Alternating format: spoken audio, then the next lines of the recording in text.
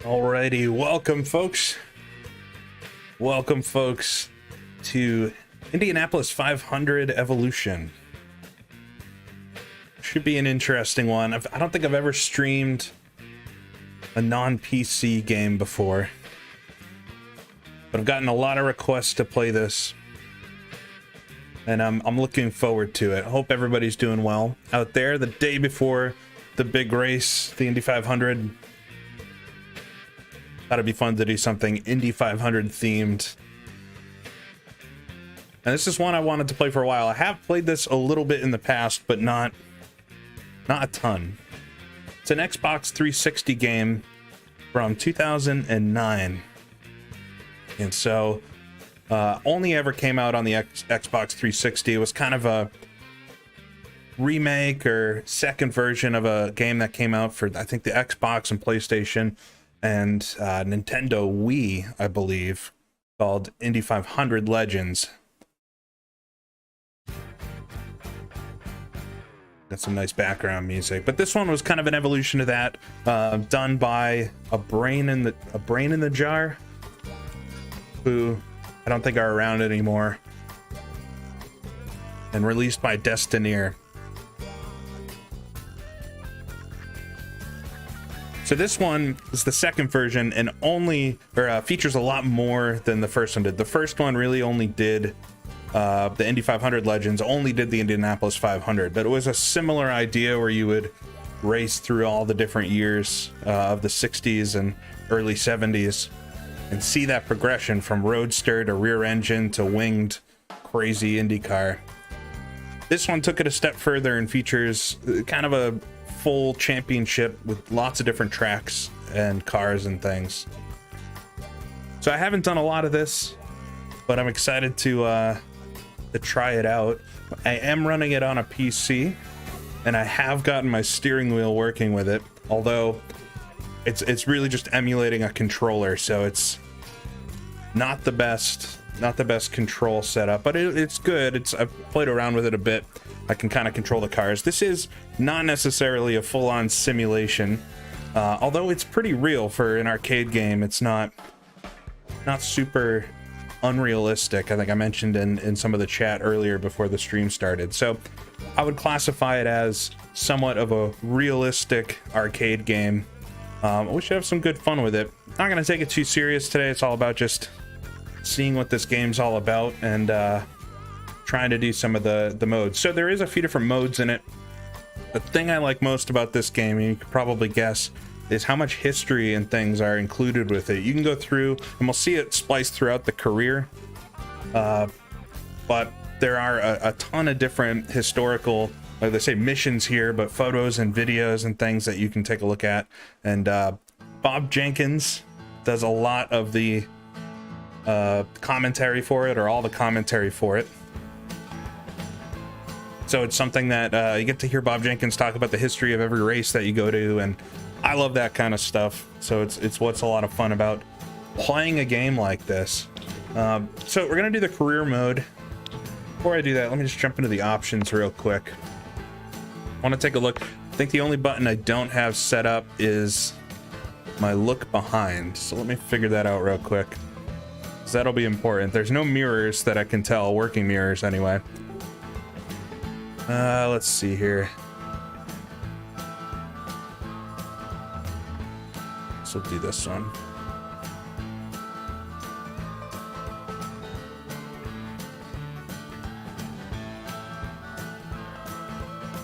All right.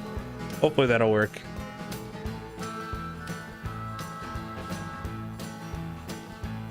So I have played Indianapolis 500, the original, like, kind of version of this game on, I want to say it was the DS back in the day. And it's actually pretty good. It's kind of the same deal as this, just only the Indianapolis 500, but this is going to feature everything. But we'll do a little career here, and I'm going to play it not super realistic in as far as like distances and stuff. Figure we can do short races and just see how far I can get. It's not so hard to crash out and stuff. Yeah, this is the music from the game, so I didn't choose exactly the I didn't choose the music here, but we'll jump into a career. All right, I'm gonna do a new career. I did a couple missions, or career races, I guess we'll call them. And we'll go on pro difficulty. I have found it to be fairly easy. I'll knock on wood that it's easy, because who knows what's gonna happen here if we'll end up running into some troubles and stuff along the way. But some of the races seem fairly easy to win, so hopefully it's not just a runaway win. Let me brighten myself a bit here. But we'll hopefully have a good challenge on some of the races, but I will do it on pro difficulty. No, this is not DOSBox. This is, yeah, it's an emulated version of the game. Lets me run it on PC. It's not a perfect emulation. You might notice a few audio things here and there, but mostly it's pretty good. It's not too bad overall. Feel some of the music a little bit.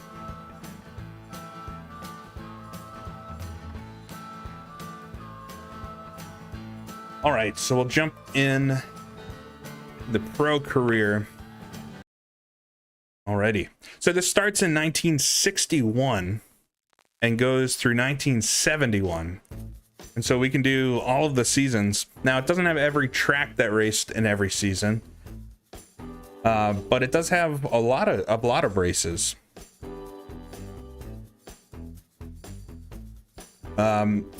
So the 1961 season, I think, is going to be 5 or 6 races long.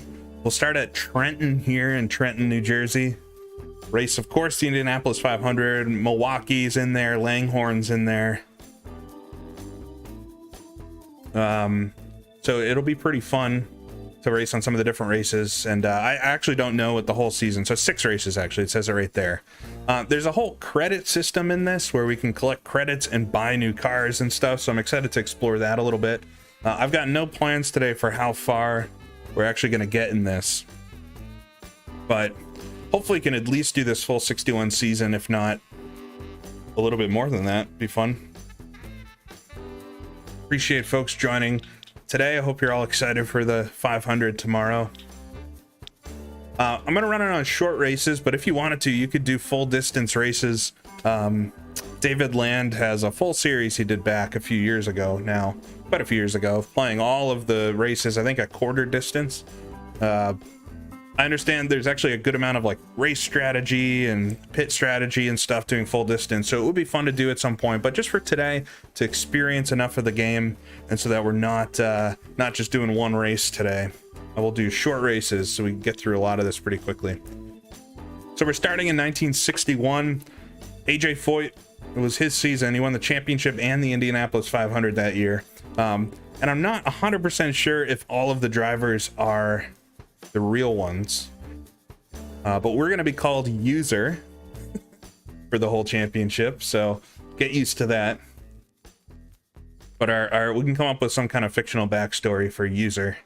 But User will be taking on the championship, and be interesting to see who's quick throughout the whole thing to try to win a season. There are a lot of drivers included, and I'm not sure if they're all real. I do think it's got a few fictional ones in there, but it's a really impressive game as far as all the cars and things that it includes, because there's many different models of Roadster, and all of the important ones are included here as far as I can tell. Yes, that's good audio, Jack. Al User. I did consider using this game as part of my, Richie Axelson career. It's not quite realistic enough. It's a good amount of fun though, so I'm excited to do this. So we'll jump in. I'm gonna skip practicing because I don't think this is gonna be too hard, but we're gonna do Trenton up first, a 10-lap race. We gotta qualify. I think if we jump in here, we'll be able to see the car selection and all that before we get too deep into this. This real race was won by car number 19. Oh, we're qualifying already. All right. I'm going to skip through this, but there's Bob Jenkins talking to us. Car number 22 is next to make a run. It's kind of cool. You could sit and watch all the qualifying and everything, though. Surely secured the pole It looks like 128s would be, 130 would be quick. So we'll see if we can do something like that. We'll go out to qualify. I think we get to pick our car. I hope we do. Yeah, it does have the Milwaukee road course. You're correct, Yoshi. I don't know if that's in the 61 season in the game or not, so we'll find out together. All right, here we go. So this is our car. So we have an Epperle front engine, of course. So it's a 61 Offenhauser engine and a 4-speed gearbox, which should be pretty good. I don't know. So we start off with some credits, and we'll gain credits as we go, and we can upgrade the car from race to race, which is kind of cool. I don't think... Yeah, we can't change. Let's see what's available anyways. Probably nothing, because it won't let me select it. We'll take a quick look at the shop, though, because I didn't... actually haven't looked at this yet and what we can do. Yeah, so we can just buy different... So this is what we own. 4-speed and the 61 Offenhauser. We can buy different chassis. 5,000 credits, 21,000 credits. So we only have, well, we have 12,000, so we could actually buy a different chassis. The Epperle is our default one. We could buy a Watson Roadster. I think we'll probably stick with the default one to start, but always interested in folks' ideas for how we upgrade things along the way. I found the Epperle to be decent enough. Yeah, it's a pretty cool game overall. So I'm excited to do this, but we'll do Trenton. We'll do some qualifying to start things out with the old default chassis and card. See how we're going. If we're struggling, we'll try to upgrade things, I guess. All right. Jump out and do qualifying. Now, there's one thing that I've found that's very annoying about this, and that every time you load a session, the racing line is turned on. That bug, it kind of distracts me. I'd rather have no line, so I'm gonna turn it off every time we load a session. It's really annoying that it does that. Let me just quickly do that, though. For some reason, they just decided that you really want to try the racing line. Of course, let me know how everything sounds. We'll go out. We can switch our cam to the cockpit view, although it's very bouncy. So I'm gonna probably do the roof view here for it. All right, there we go. Get control of our car. Now Trenton, of course, the kidney bean shaped oval in New Jersey, no longer around, sadly. Try to get a feel for the car here and see if we can do a nice qualifying. Yeah, the cockpit view, it's kind of cool. This car especially seems really shaky when using it.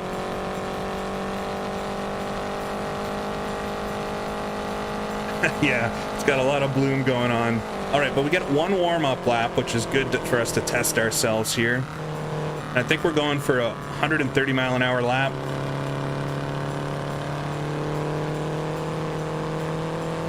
Luckily, the hood cam here isn't too bad, so...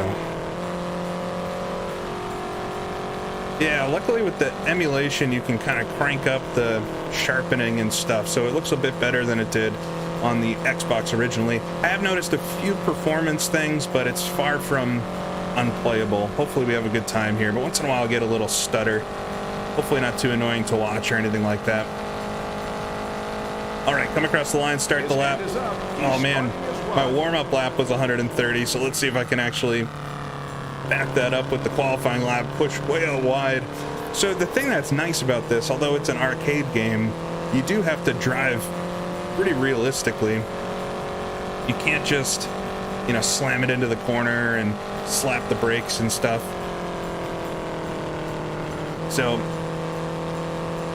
it is nice.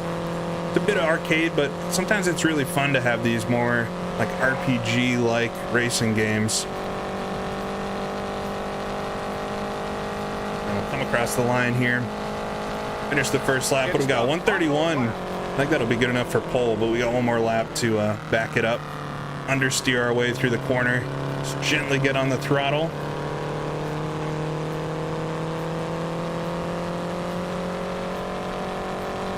Too close to the inside wall there, gonna understeer. Now the game, we're on pro difficulty. The damage is pretty realistic. If you touch the wall, the car is going to explode, basically. Understeer our way off the corner. Right out to the outside wall. We'll come across the line. So I think this will be good enough for pole, which is not a bad way to start our rookie season. Oh, 131.8. That was actually quicker on the second lap. Not too bad. Good way to start things out, I guess. Trick's gonna be avoiding the other competitors. Yeah, Mikey, you do gotta be easy on the tires. But we're doing such short races, it actually will be okay. That is one of the things I've read. So we've got a 131, yeah, I think we're quickest. We started on the pole. Song sounds suspiciously like a CCR song. All right, so we'll be starting. Mr. Al User will be starting in P1 ahead of Bill Cheeseborg, who is a real driver, Roger Ward, AJ Foyt, Don Branson, Eddie Sachs, very popular driver from the time period. Parnelli Jones in this is a rookie. This is his rookie season.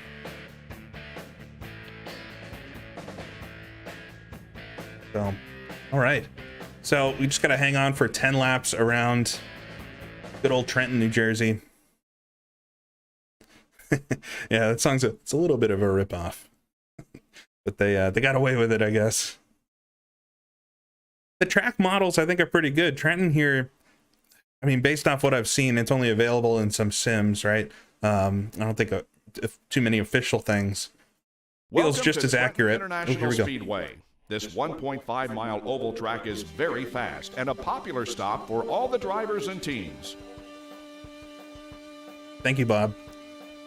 You heard it. It's a popular place. It's a cool track, though. One that is so unique, and it's disappointing that it's no longer around. Yeah, it's not in too many games, Trenton, but it's been created for a lot of them. All right, but here we go. And I'm just gonna once again shut off the driving line if I can get to it. Very annoying that you have to do this. I've tried to search for it online too. Nobody's reported anything like this. All right, but we'll get started here with the first race of the career. Hopefully things go well. I can just win this one, but we'll see. Roger Ward behind me, AJ Foyt behind me. Good company. The green flag is out and the race Get it up to fourth gear and just try to run away with it. Got Cheeseborg behind me. I'll bog down a bit through the first corners. Oh, I think Cheeseborg's to my left here. Careful through the kink, the kidney bean kink. There he goes. He's actually pretty quick. All right. This isn't going to be just a runaway. I've had a few races where I just kind of ran away. These guys are here to race today. Going side by side with somebody. Don Branson. All right, we're in the slipstream. AJ Foyt. It's a very strong slipstream. Down the inside, though.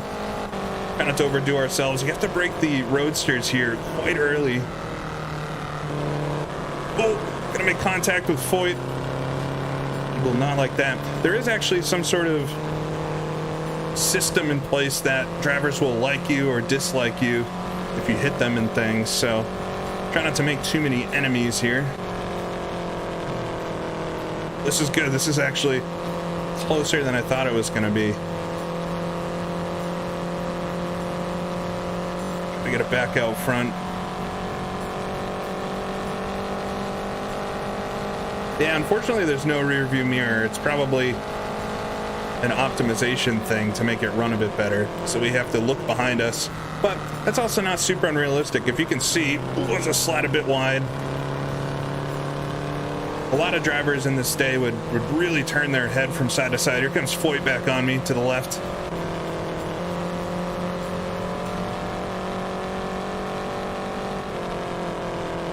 See if we can pass him to the inside. Right against the dirt, below the white line. Get to let off the throttle just a little bit there.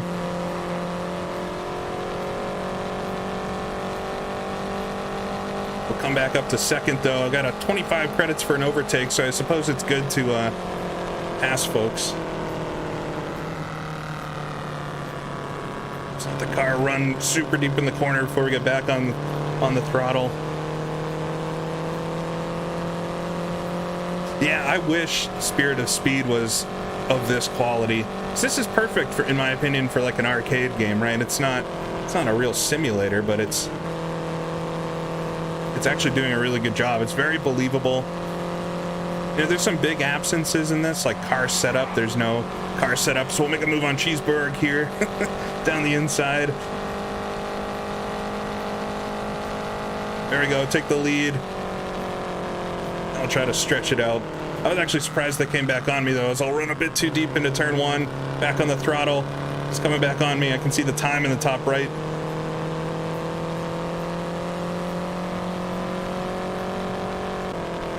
Cut off the throttle for a second there so I don't understeer through the kidney bean.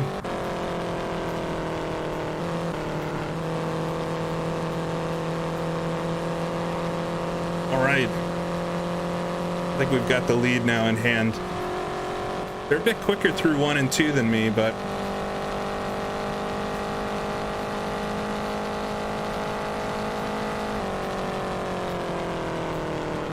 really use the brakes there into turn 1.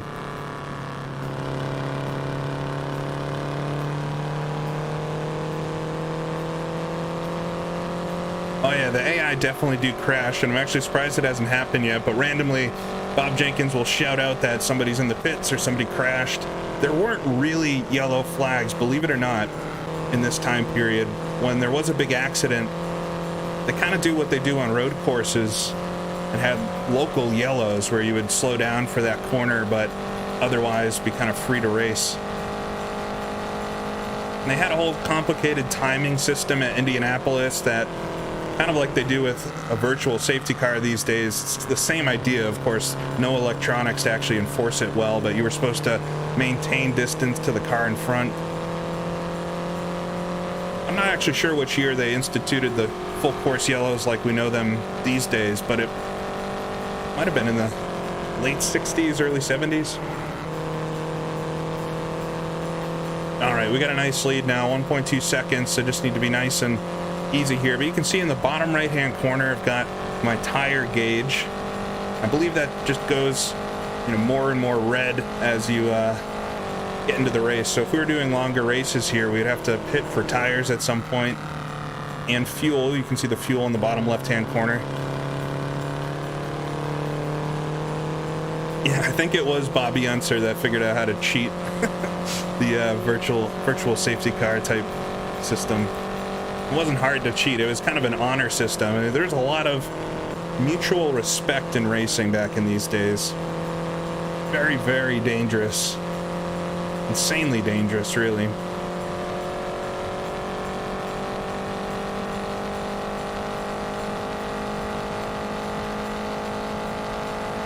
I come across the line.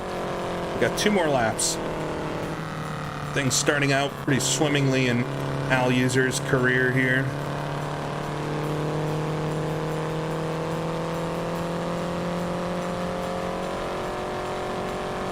Go flat through the kidney bean when you get the line right.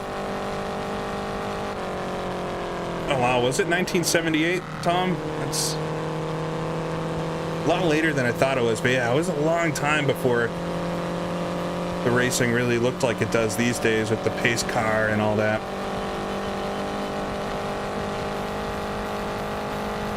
Yeah, I think it was Tom that you wrote in the final lap. Right, final lap.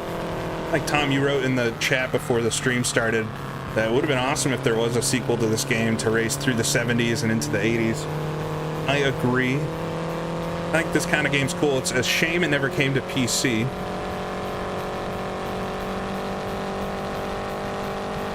So I think something like this, if it could be modded a bit, would have probably been very popular.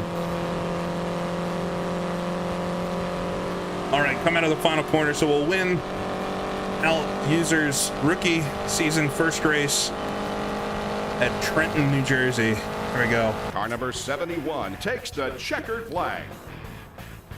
Can't do much better than that. Hopefully not all the races are just a walk-away win, but I have found it not super hard. I think maybe using the wheel is kind of an advantage, but we got 11,000 credits for that. AJ Foyt is indifferent about me after that one. Yeah, the AI are pretty good too. I mean, they crash, but there were actually quite a lot of crashes back in these days. Yeah, I picked up 10 points for that. Not too bad.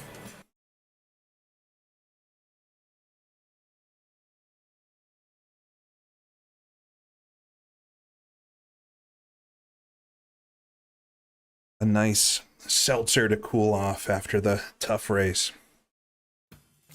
Yeah, it seems like some of the tracks might be a little more difficult than others. We'll see. But here's the trophy room. I think I got a trophy.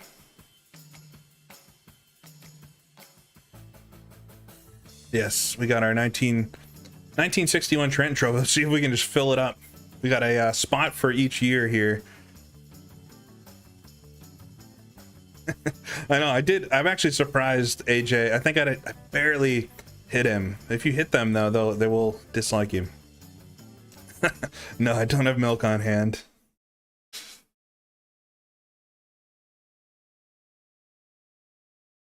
Yeah, there are some huge pileups, but I think it's fun enough for a kind of arcadey game. All right, so leading the points, and we'll be starting the big one, the Indianapolis 500. It's race 2. I think it was actually race 2 of the season. Yeah, it's actually pretty good. The first few races of the season here are right on. So Trenton, then Indianapolis was the second race of the year. Then we'll go to Milwaukee and then Langhorne. That's as far as I got when I was doing this on my own. So then I don't know what happens, but maybe we'll continue the calendar. 6 races. All right, so we'll jump in and qualify at Indy for our first Indy 500. I think he gives a bit more, Bob gives a bit more history in this. 4 laps, 10 miles. You have to be super fast and consistent to make the grade at Indianapolis. A great speed from car number 32. All right, so we're gonna jump into qualifying. Let's quickly look at what everybody was doing for times. Bob Christie, I'm just trying to see if there's any of the really quick ones. So Chuck Stevenson is currently on the pole with a 145. I think 61 was the year before they hit 150. So if we get a high 140, I think we'll be in a good place. Yeah, I think I saw a few folks in the chat. Bob Jenkins, I like him as a choice for this, especially now.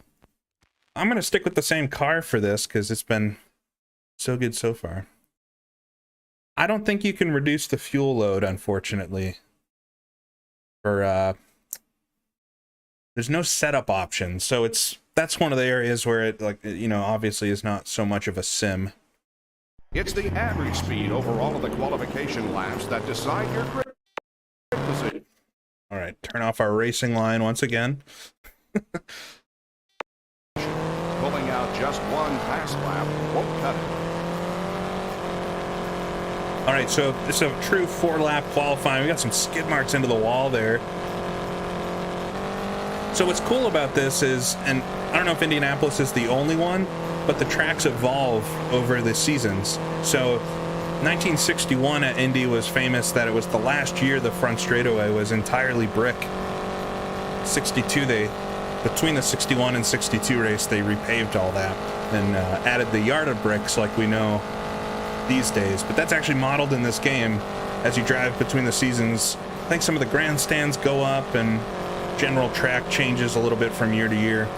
Kind of cool to see. Definitely, they didn't need to do something like that, so that type of additional accuracy is appreciated. All right, the biggest issue here is if I hit the outside wall, which is surprisingly easy to do. But here we go, front straightaway, all brick. I think we'll come up to start the warm-up lap. We'll just take it easy a bit. I don't think it's going to be too hard to start up front here. Yeah, the pagoda gets updated. Some of the walls and things change. The track itself, too, I think there's a really good representation of how the Speedway was in the early 60s.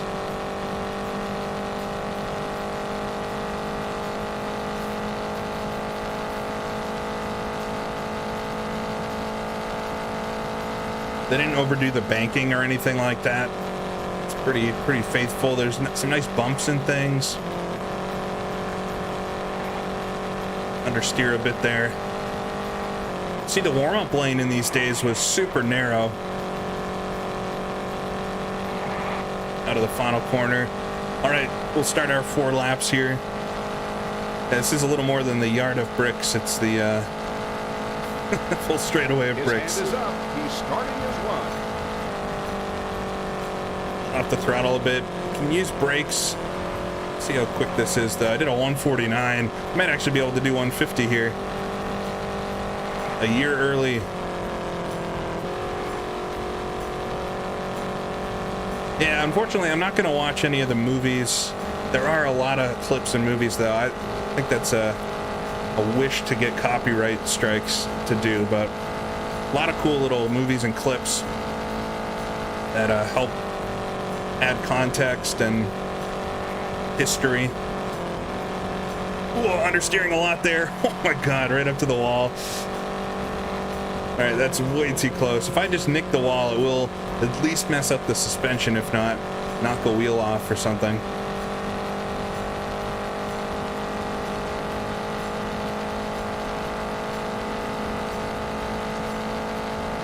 That was a 149 flat, a little bit down. I had to let up a lot there in turn 3.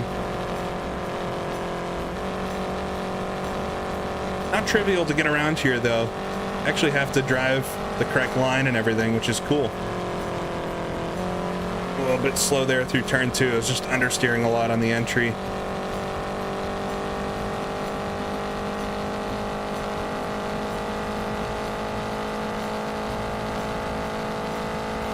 Yeah, it's pretty wild. The bricks are still under a lot of the speedway.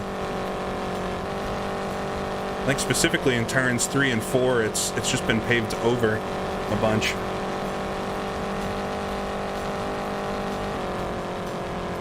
Trying to understeer here. Turn 4, right out to the wall. I'm not sure if the grip is any different on the bricks. It's not really a place where you're using the track much. Oh, there it is, 150 flat. All right, 2 more laps. It's almost as long as the race is going to be. Yeah, the bricks are under almost the whole track. Here in turns 1 and 2, they were removed in the short chute when they put the tunnel in the 80s, I believe. I don't know if the tracks could be ported. It would take somebody with more skill than me, but I think this track would be cool to have in some other sims. It's accurate enough for sure.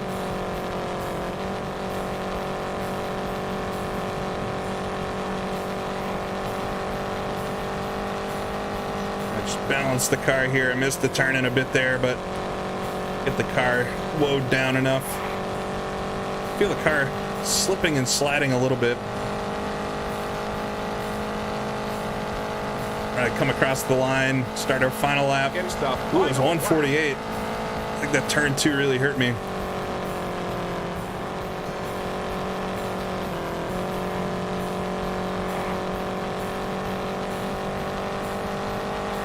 I think the tunnel there in between turns 1 and 2 is the only place that the bricks are gone, though.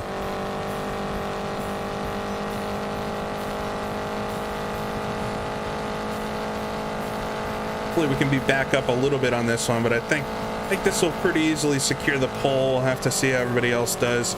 There's a whole day and additional attempts with this and everything, which is really cool, but I don't think we'll need any of that.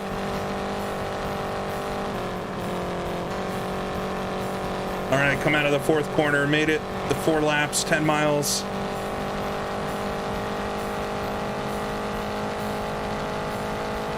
Come across the line. 149.2, back up there on the 4th lap. All right, let's see where this puts me, though.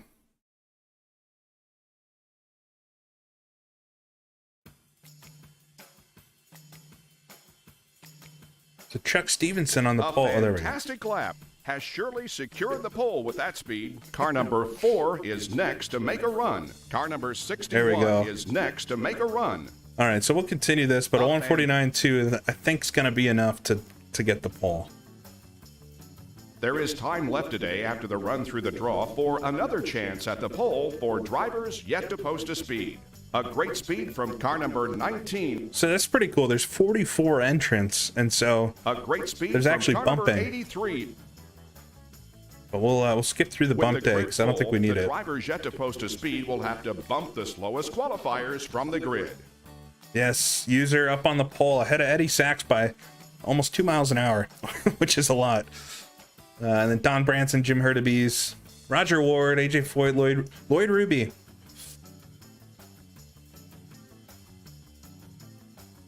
All right. So not bad. Getting the pole 2 races in a row. So I think with this one, hopefully I can just get out front and I mean, it would be fun to have a nice little race, but also selfishly get out to the lead.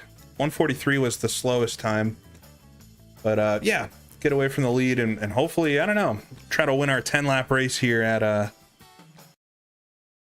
Indianapolis for the 61 Indy 500. I haven't won an Indy 500 in this game before, so be interesting to see what happens if you do, if it's just a trophy or if you get a video or something.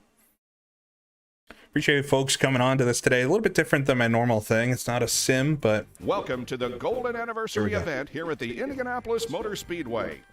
The new paddock grandstand is not the only innovation for this year, as Jack Brabham has brought a revolutionary rear engine car, the Cooper Climax, and he joins a host of rookie drivers including Parnelli Jones, Bobby Marshman, and Roger McCluskey.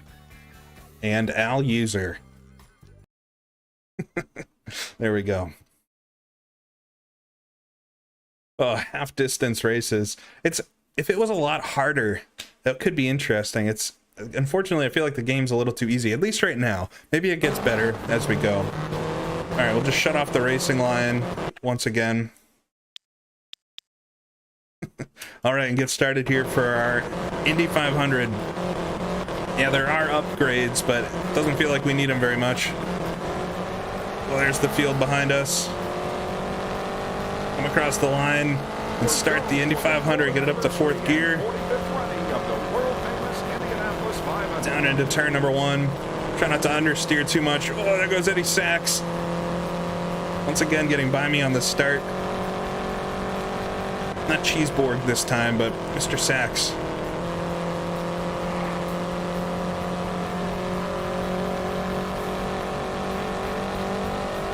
No, I would do cockpit view, but it shakes around so much, it's really disorienting. AJ Foyt's behind me here trying to make a move. Take the inside a little bit on the brakes here for turn 3. It feels like we're going a lot faster than we were in qualifying. All right, but should have to chase down Sachs here.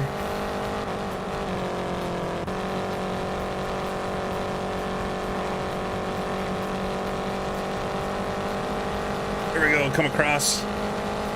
Yeah, there's no steering. It's actually missing some of the gauges. There's no gear indicator in the cockpit view either, which is a big bummer. But take the lead there at Indy. Did I lead the first lap? It was close. Oh, Sachs is right on me from behind. I'm into turn 2. All right, should be able to break a bit of a lead here down the straightaway, I hope. There we go, pulling away.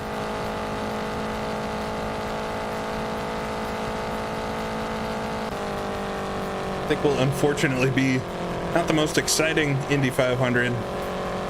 But I do have to still not hit the wall for 10 laps, which not the easiest. I know, everything did have bloom back then. Oh, a big lift off the throttle there coming out of turn 4. Sachs second behind, but holding him there.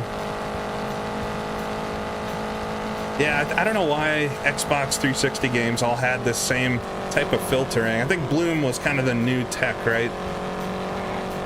So it was exciting that light could be so bright like that, but it basically looks like a foggy morning all the time.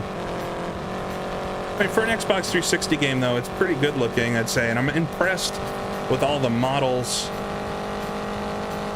of the cars and the tracks, you know, that they went through the effort of modeling all of the cars individually like they did. There's a lot of car models in this game. I'm sure they're missing some, but they have all the important ones, and for 11 years of racing, that's no small... 11 years of racing in this period, that's no small achievement.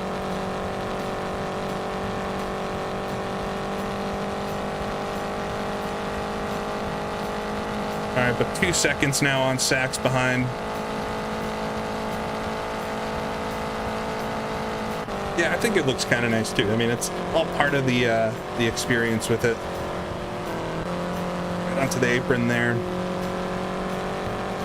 I'm always surprised by how narrow that apron was, looking back at video or photographs and things from this period, especially on practice days when there'd be cars coming out of the pits and things. There's a really nice onboard video of Mario Andretti doing some practice here in 1967 or 66, one of those years. They got some onboard footage from one of the practice days, and man, it's really cool footage, but it's also, there's cars pulling out of the pit lane there and just hugging the apron because it's barely a car wide. Ooh, just a bit of stutters there.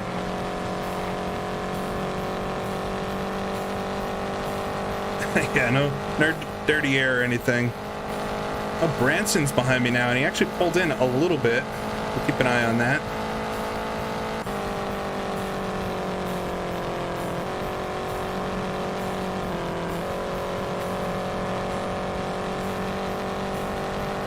Branson gonna come up and challenge me for the lead. Try to run nice, clean lines. I don't know if we'll catch any lapped cars or anything, but we'll see.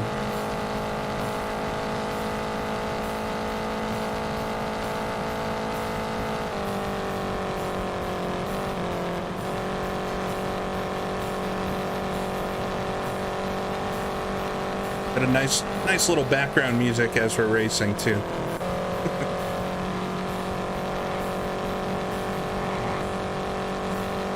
All right, pulled out from Branson a bit, so unfortunately for you, but fortunately for me, I don't think he's going to be catching me.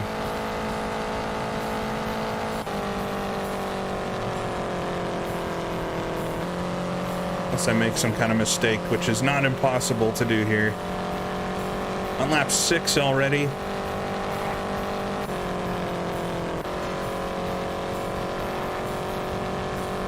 Could Al User have a perfect record?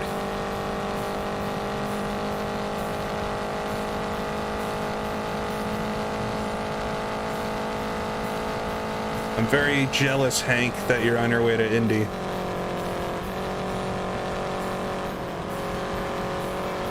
I went in 2019 and definitely want to go back. This year would have been a good year. It seems like it's going to be such a good race tomorrow.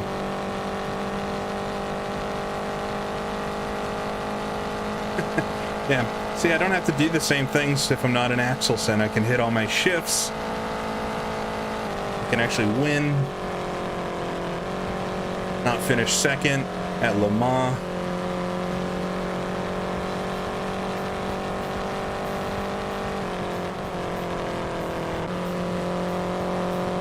Squirrely there through 1 and 2. Branson's not super slow. He's like just a couple tenths slower than me. See them all back there. I'm sure things would get really interesting once we hit lap traffic, but with 4 laps to go, I don't know if that's going to happen. The cars followed so close in these days. They would, of course, get really strung out by the end of the race and be multiple laps ahead of each other, but especially in the first opening laps of the race, they're 3 wide, side by side. Pretty crazy stuff. Big understeer coming off 4.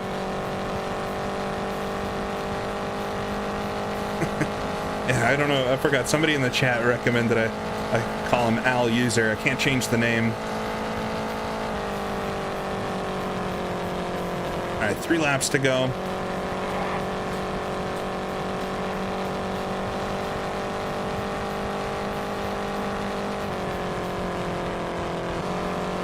The past couple years I've done Indy 500s right before or around the Indy 500, so I guess this will make up for that this year.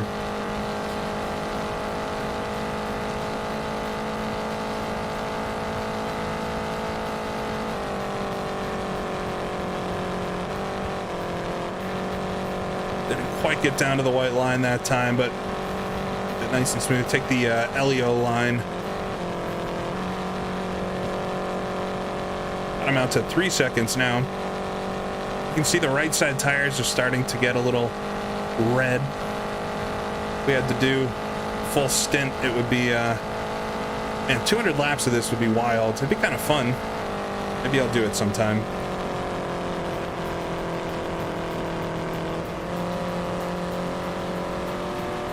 And vote on which year to do.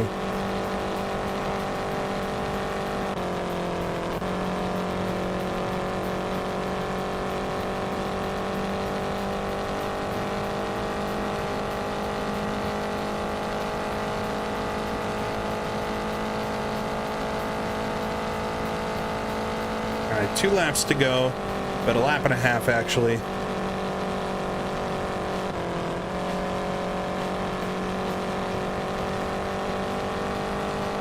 Yeah, I think that's the best thing about the Indy 500 these days is you have no idea who's going to win. It could really be half the field. Seriously, half the field could win and wouldn't be surprised, you know? It's the final lap. All right, last lap. Try not to do anything too silly here. I don't know if it's me or it seems like it's getting darker too.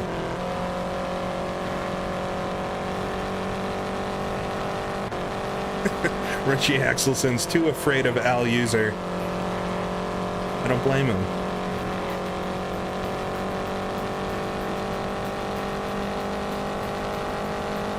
All right, rocket down the backstretch, 4 seconds up on second place. No cars in front. I'm a little disappointed we didn't hit any lap traffic, but I suppose that's realistic. We're only 10 laps. We'll come out of the final corner.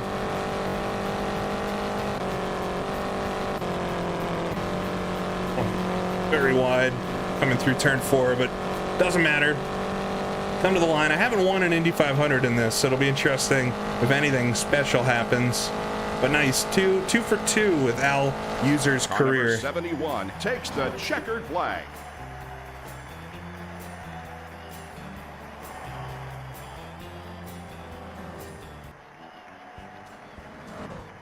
Wow, so I got 30,000 credits for that. Not too bad.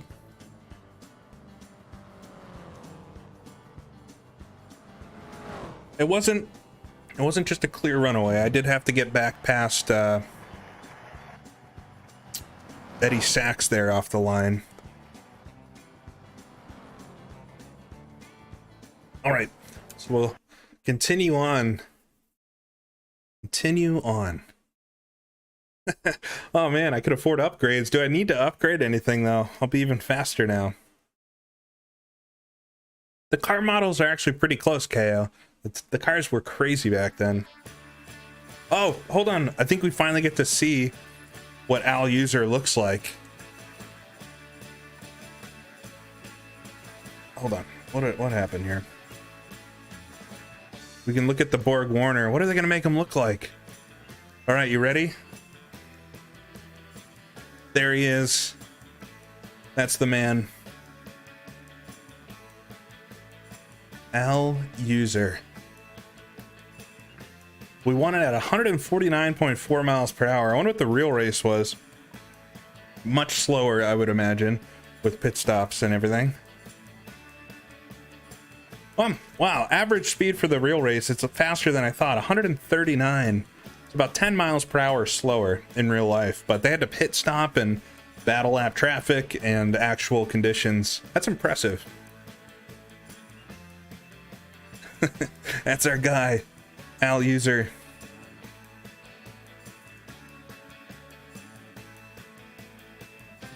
All right.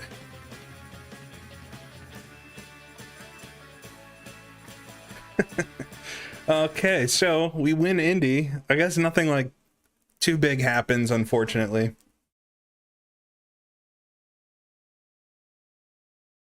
Al User, what a legend. Oh, I thought there was going to be a movie or something. I'm respected by most of the field now, and AJ Foyt likes me, so I'll take the compliment. So now we get to go race at Milwaukee, which this track's a little more questionable shape-wise, but it'll be fun. The Milwaukee Mile.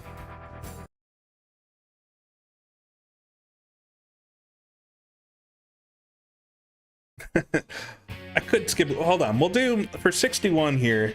So I think we'll do more than one season today. I'm gonna continue to qualify. We kind of need to see if we can just win everything, and then if we do, maybe we'll skip qualifying for from car number 12. our follow-up season. We just get so cocky that we don't think we need to qualify anymore.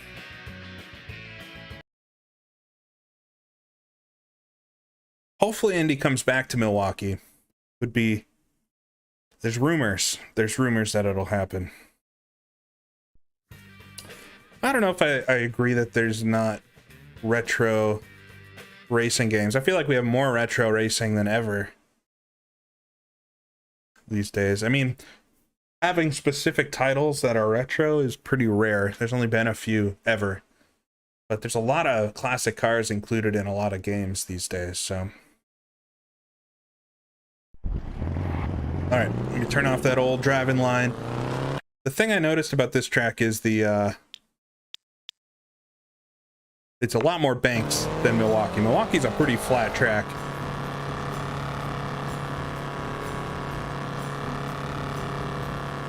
We'll come out of the pits. You can't control it all when you're coming out of the pits, so you just have to wait for it to tell you go. There we go. Third gear. Get up to fourth.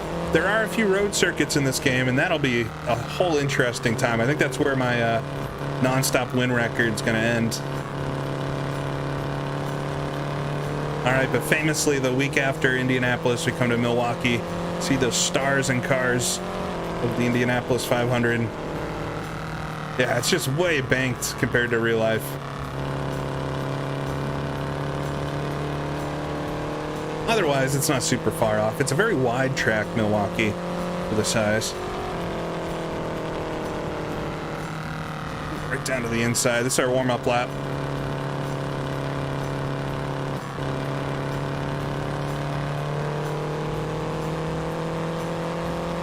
All right, come across the line. I didn't see what the fast times were, so we'll be surprised with where we qualify. Slow it down enough to hold the inside there. That might have been kind of slow. No, I don't think there are any dirt tracks in this game. It's all asphalt, and then there's a couple road courses. Riverside is actually included, which is really cool to see. Yeah, but it's too bad, because that's what made Indy in the 60s kind of amazing, was the diversity of tracks. It's the final lap. And that's always kind of been Indy's thing, right? Is more kinds of tracks. Oh, almost park it there. Turn one.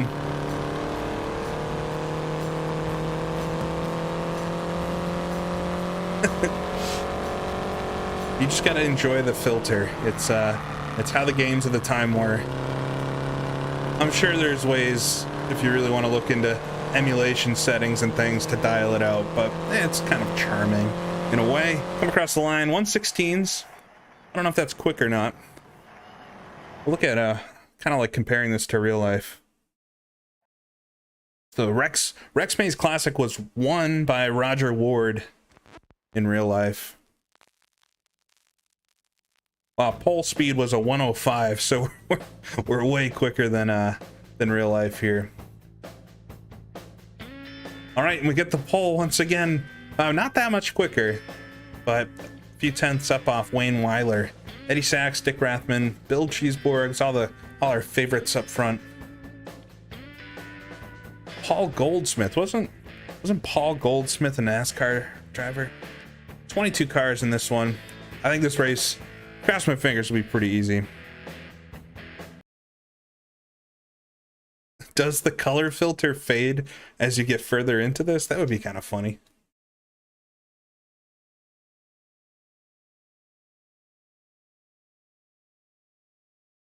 That would be kind of funny. Appreciate folks coming to watch this today. Here we are at the Hopefully Milwaukee something Mile, entertaining. the oldest speedway in the world, with auto racing taking place here since 1903. The grandstands offer great views of the track, and the 1 mile course offers great driving for the competitors. Great views of the track. I don't know if the track actually said no smoking in the pit lane right under the flag stand. Is that real? Do people know if that's real? Yeah, this is the oldest operating speedway in the world, and one that it's still around, and hopefully Indy goes back to. There's so many rumors. All right, come to the line. Car's sputtering. Get the green flag, though. There we go. Get it up to fourth gear. I am actually using my H pattern shifter by popping it in and out of gear to shift. There we go, through the first corners. Ooh, Wayne Weiler there, right on the low side. It's right in the slipstream with me. Feels a little silly using like Husingveld pedals and a modern Fanatec wheel and everything for this, but it works. No force feedback, but otherwise doesn't feel that bad either. I mean, the handling is fairly predictable in this. Like, I can use the real car principles to drive. The cars understeer a lot, but they're roadsters too, which is not that unrealistic. Oh man, I'm pulling away already. If there is a road course in this, that'll definitely change things. I have no optimism that I'm going to drive well on a road course. Oh, big stutter there. Oh, hello, Niels. Yes, this game does exist. It's not such a bad one. Yeah, there's a lot of pictures of drivers smoking, especially, you know, in between stints or in the pit lane. They'd get a quick light, puff away a few times, which is great as they're filling the fuel tank behind them. They still used real gasoline in the cars in the early 60s. It wasn't until after the 64 Indy 500 accident that they switched to methanol, which I don't know why they switched. I mean, maybe some of you out there are chemists and know why ethanol might be, or methanol might be a safer fuel than gasoline. Maybe it has a higher sparking temperature or something, but to me it feels pretty dangerous. Something pretty dangerous. Burns clear. Man, the FPS is pretty low on the front straightaway. Yeah, higher flash point. That's what I was guessing, but it burns invisibly, so I feel like that's almost more dangerous in a way. Remember, like Rick Mears pit lane fire and stuff. So scary. You can't even see that they're on fire. Just slid the car a bit there into turn 3.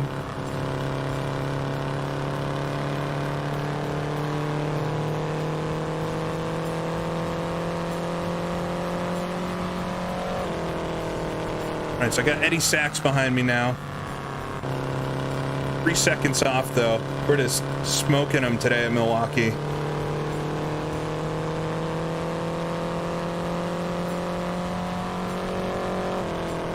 Yeah, that is why I see that question pop up a lot. Why, after the IndyCars, you know, they fuel them and they throw water on them, but it's to dilute the fuel. All right, 4 laps to go. This will be a pretty quick one. Relative short track compared to everything we've been racing so far.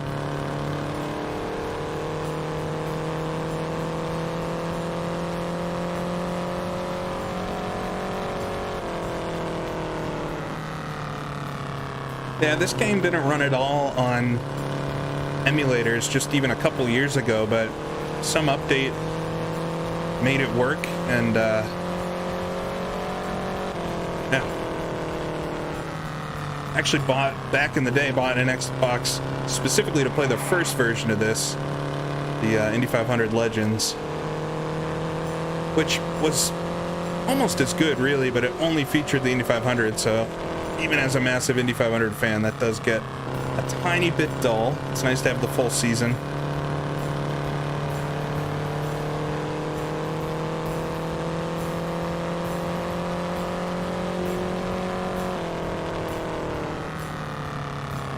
All right, come through 1 and 2. 2 laps to go. We're gonna win another one here, as long as I don't hit the wall. I'm doing much better than I was doing in testing. I thought this would be kind of a comedy of errors today, but it's going pretty well.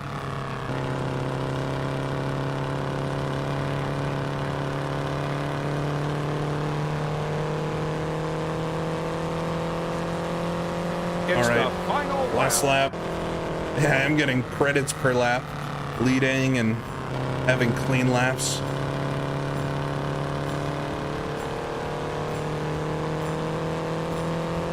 Come down the back straightaway for the final time. A lot of skid marks there on the track. I don't know what's been going on behind me.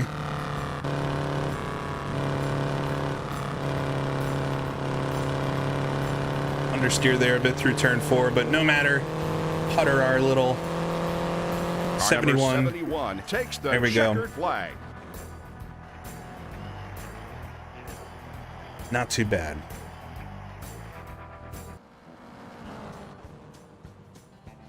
All right, so winning another one. We're perfect so far. Al User's an absolute legend of the sport. Oh yeah, it's pretty arcade. I mean, no, put that in the description too. There's no doubting that it's a simplified, but the fact that it handles somewhat realistically is quite nice. So we got another trophy to add to the trophy case. I like how this is presumably our house or something. We've got a nice theater in it. All right. So where do we go now? I think Langhorne is next, which is a crazy track. This is on the highest difficulty. Oh, hey, Billy Strange. Yeah, this one, it's fun. I kind of forgot about it for a long time, to be honest. But if it was a little bit harder, it would be nice, but we'll jump in. I'm not going to upgrade the car or anything, because we're just going to get even faster if I do that.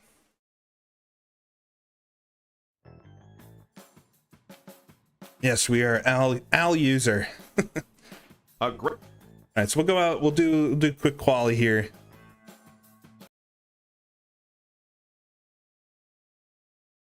Now, Langhorne, famous, very famous track. It's a complete circle. Now, it wasn't nearly as perfect in real life as it is in this game. You'll see in a second, they pretty much made a circle track. But it was more or less that. It kind of straightens out, or it's a little less round in a couple spots in real life. I could see how long the 61 car lasts. It's just our perfect car. We're never going to give up.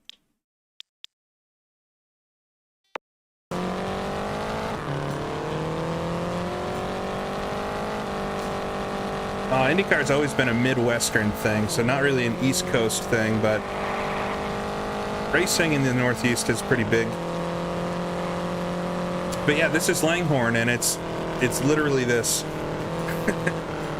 There's a really nice version of this track for Grand Prix Legends that came out quite a few years ago, but it's a little more accurate in that it's not a perfect circle, because the real track kind of straightened out slightly in a couple spots, but it more or less was a complete circle. You really never stop turning, and it's a test of patience with the throttle, especially one not super sensitive as it is in this game. It's more of a digital throttle.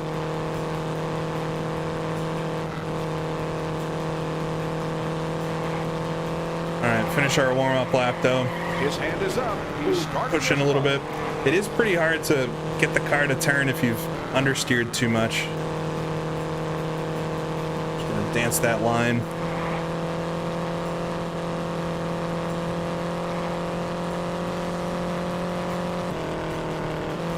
Oh yeah, racing is not very big up here anymore. In New England. It's still pretty. I mean, there's pockets of folks that really like racing, but the general person out on the street is not going to know anything about racing at all around here. Modified racing is big in New England still as far as racing goes.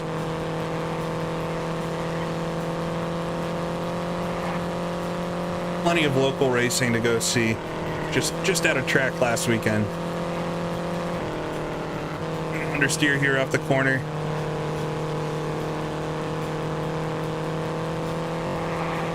There we go. Across the line, 120.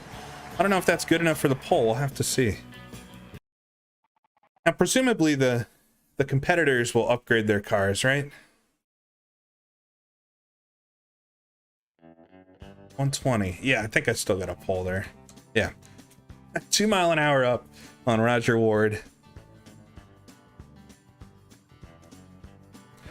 Yeah, I mean, racing, it's one of those things that I don't know what it's like I've only been through like North Carolina or that area. Here, if you go ask a random person on the street, there's not going to be, nobody's going to know about racing, but if you go to a racetrack here, there's usually pretty good crowds. Maybe that's how I'll challenge myself, is to try to keep this same car.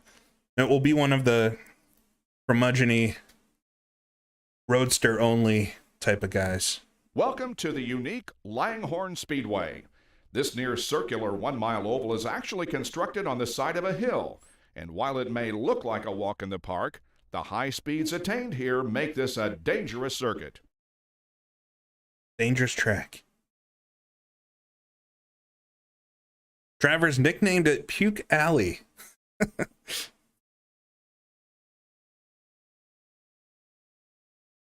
Yeah, it's interesting. It's kind of a cool track from real life. There are some scary videos of racing here. There's this one, if you search for Langhorne on YouTube, you'll find a video of some pileup from a modified race where like 100 cars pile into each other. Crazy stuff. All right, come across the line though. Start, I think race 4, right, of our season. We're perfect so far, 3 for 3. Ooh, there's the whole field right on me. Let's see how far ahead I can get here. Stick to that ultra low lane. It'd be interesting to actually race around this track. I mean, it must have been hard to figure out when to apex and when to, you know, let the car run a little wide, because you certainly wouldn't want to do what I'm doing here in real life, to just run the inside line the whole time. Especially because the real track, again, it wasn't a perfect circle. But I remember seeing Mario Andretti really liked this track.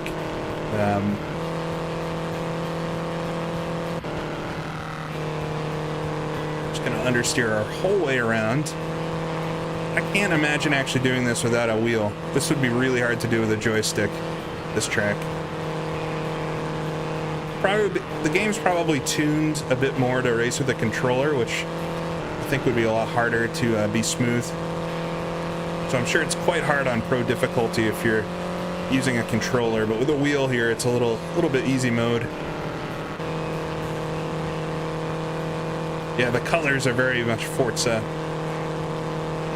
Probably why it was colored like this, to match that game. All right, lap 4 already. This one will go by pretty quick.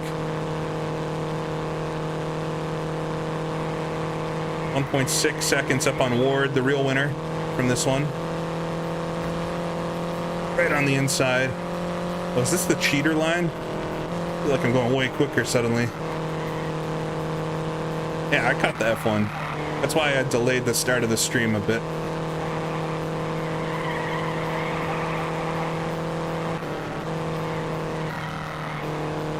Understeer a little bit there.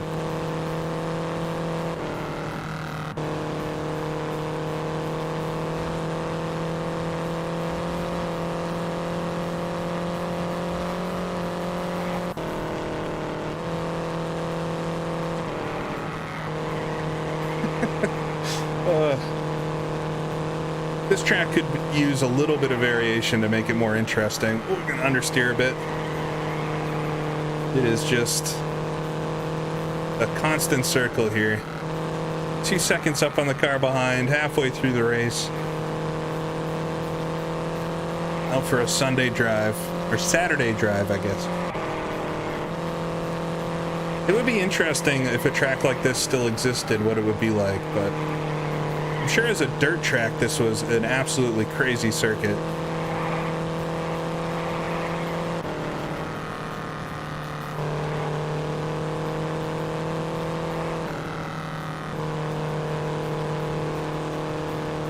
Yeah, when people complain that oval racing is driving in circles, don't show them this.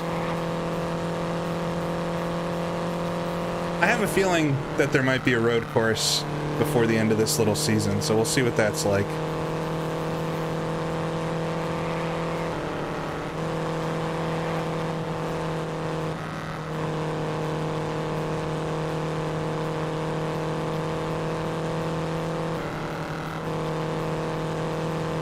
would be an absolute punisher on tires, though, man. A constant turn like this.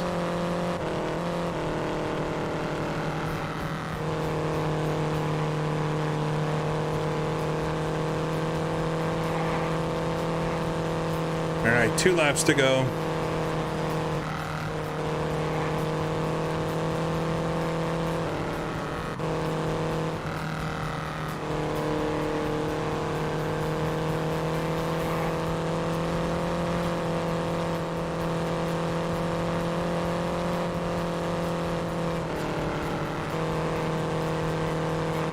Understeer a bit. That's what I get for watching the chat instead of focusing on the line.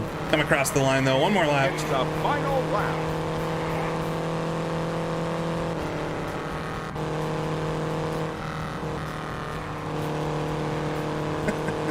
Yeah, your arms would get so I mean, everything would get tired around this track. There's no rest opportunity.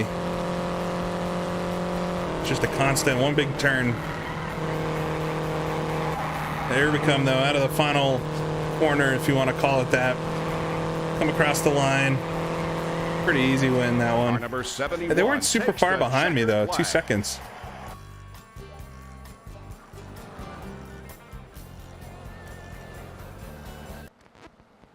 Another win for old Al User, though.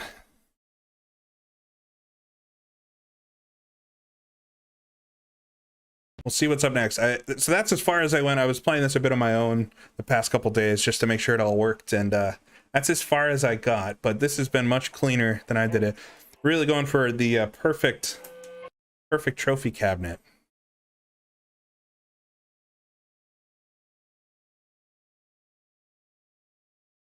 So what's up next? In real life, they went back to Milwaukee. It looks like we're also going back to Milwaukee. Is this another? Oh man, it's another race at Milwaukee. I mean, it's true to life.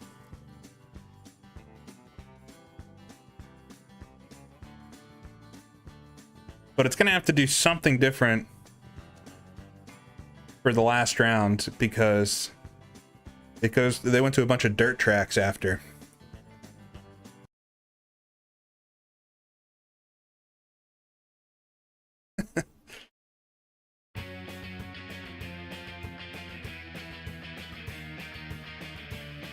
A great speed from cockpit. All right, so we're back to the scene of the Milwaukee 200, the Rex Mays Classic that we won. I think this game's pretty good. I like all the historical aspects of it, and I mean, it's pretty easy is the only problem, but it's nice, something nice to relax to. We'll stick with our same car. We've got more than enough credits probably by this point to buy anything, but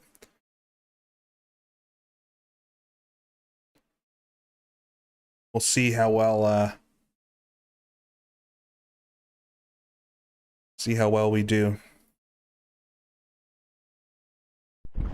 All right.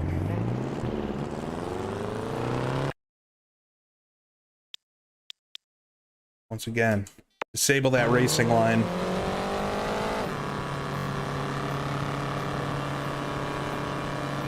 Yeah, so I don't think this will be too difficult if we won the first one. We're trying to go for that perfect 61 season.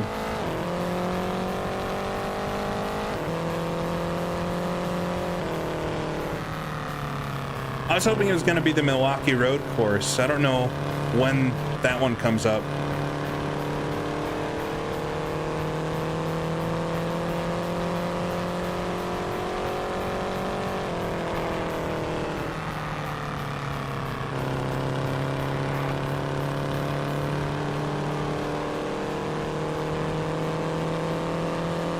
Right out to the wall.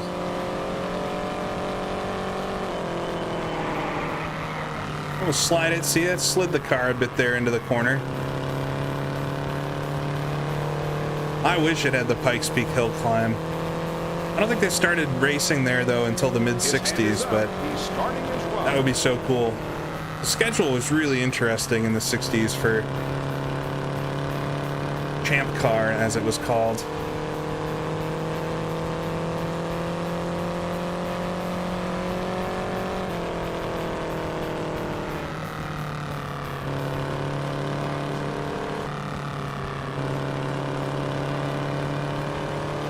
There's some really cool photos of some of the cars that raced at Indianapolis also doing like the Pikes Peak hill climb, which is crazy. A lot of them used midgets though, which is a short track oval dirt type car.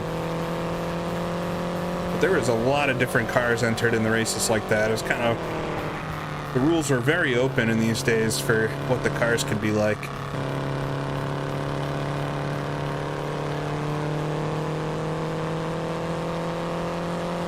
Come across the line. Well, I slowed down on every lap. 17, 16, 15, but I think that'll probably be good enough again for the pole once again.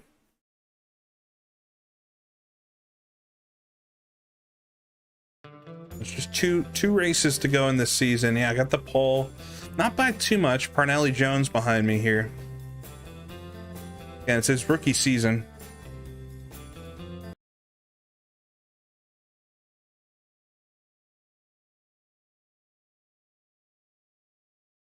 I have a feeling this one will be another runaway victory for old Al User, as long as I don't make a mistake.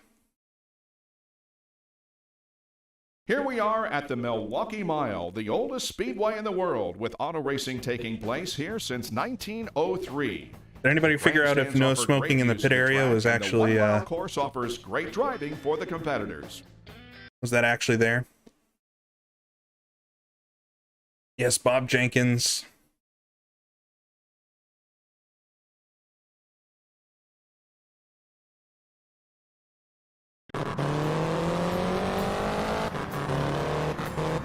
For some reason I'm on the outside. Is that the pole on this track?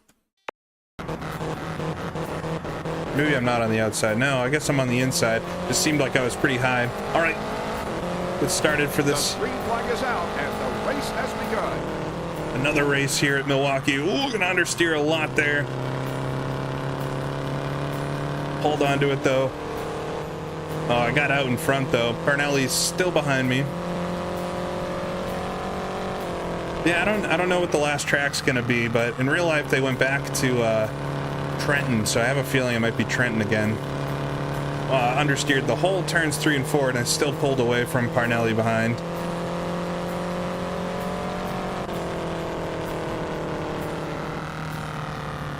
I don't know if they actually raced on a road circuit in 1961, so maybe that's why we're not gonna get one in the game here. Oh, who knows?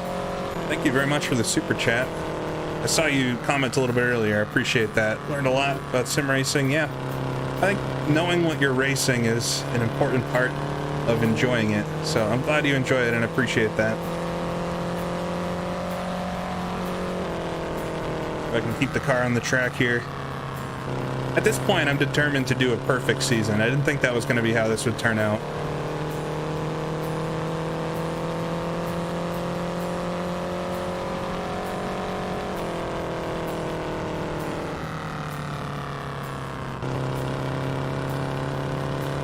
Good modeling too in the front suspension. You've got brake lines and discs and everything.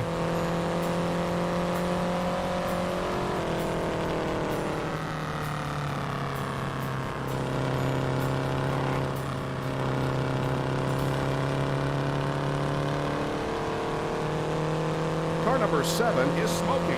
Car number 7 is limping back to the pits. Uh-oh. Car number 45 is smoking. We've got some big dramas happening. First race of the season, I think we've had somebody crashing, huh? No fuel this time for car number 2. Yeah, a couple cars in the pit lane. One coming out. There's Roger Ward coming out of the pits, so some issues. Car number 73 makes a pit stop.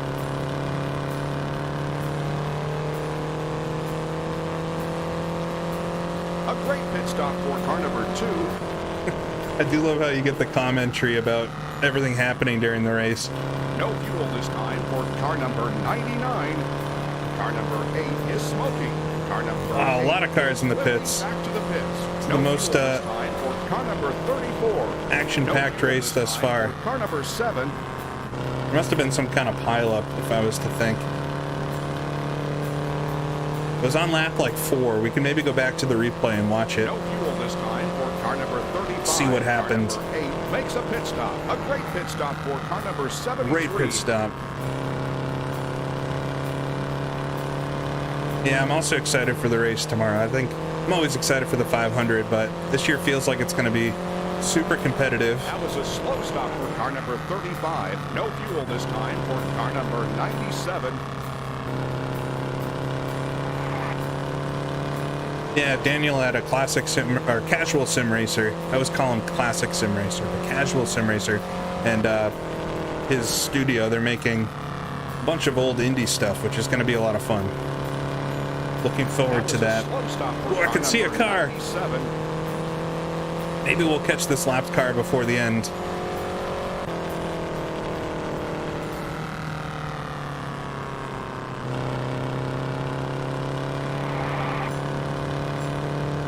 Just at the end of the straightaway there. I don't know if you'll be able to see it in the stream.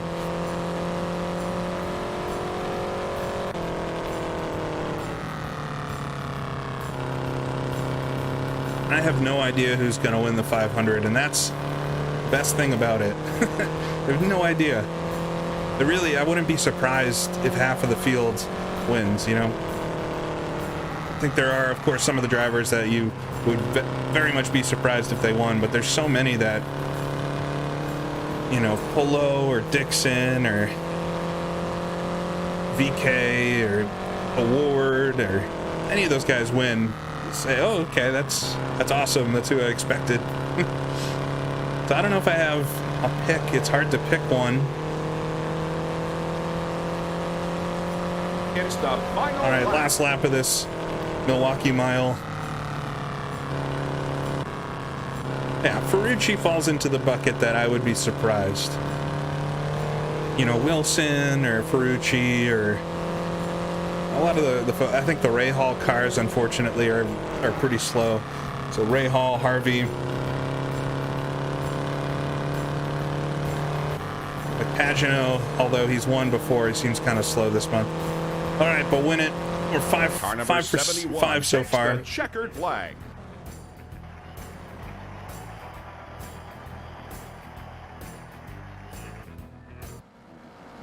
It would be wild if Jimmy won. I mean, I don't know if there's anybody that wouldn't want to see that. I'm respected by the whole grid now, Mr. Al User. Hold on, let's see if we can see what happened here on like the 4th lap of the race. We only get to 3 laps to go. No. Dang, I was hoping we'd be able to see what happened, but...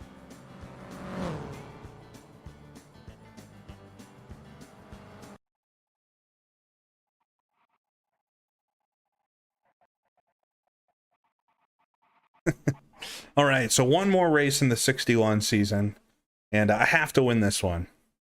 It'd be silly to come this far and not get a perfect season.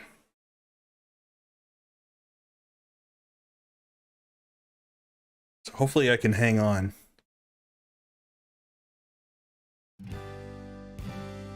But yeah, we have won the championship by far. Eddie Sachs is in second with 22 points ahead of AJ Foyt. It's a tight battle for second place. Yeah, as we go, all the cars are going to change. All the tracks will change from season to season. All right, we're back to Trenton. That's what I thought. It's going to be Trenton. It's where we started the season. But we'll come back here to finish it. It was, I think, the last race of the season, or no, third to last race. They did race out in Phoenix. It's a shame Phoenix isn't included in this game. That's such an iconic one. Yeah, this is emulated.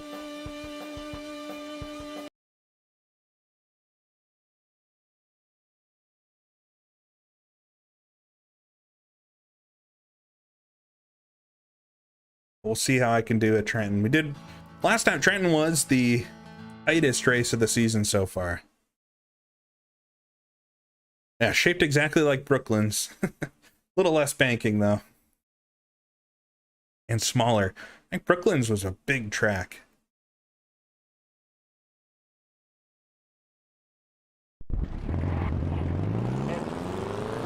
Just shut off our pit line here.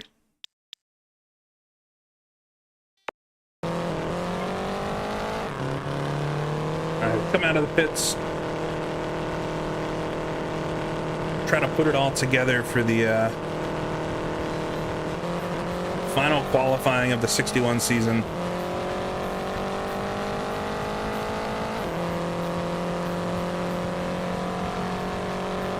Well, I would have said Herta was going to be a big pick for the win, but after yesterday, he's got a mountain to climb. It's not something that hasn't been done before, and I do think, you know, Andretti is one of the teams that could put together a good car quickly, but starting in the back with a backup car, there's just so much competition that it doesn't feel like it's Herta's year. I hope he has a good race, though. I mean, there are more drivers that I hope win than I hope don't.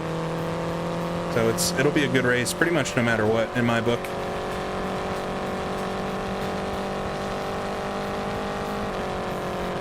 Yes, Trenton's got the famous kidney bean shape. If you weren't here at the very start of this, we're back here for the finale.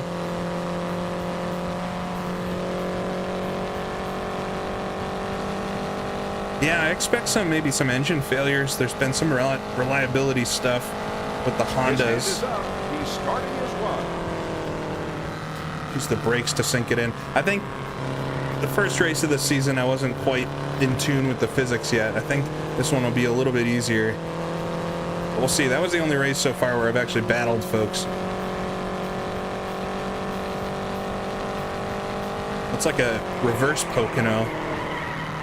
Whoa. A lot of understeer coming into turn 3. Yeah, it looks like it's going to be amazing weather tomorrow too for Indy. I think I'd be surprised if McLaughlin wins. Obviously, Penske's going to have solid cars, although they haven't been the quickest the past few years, but he's just, you know, we saw at Texas with him getting past on the last lap. I think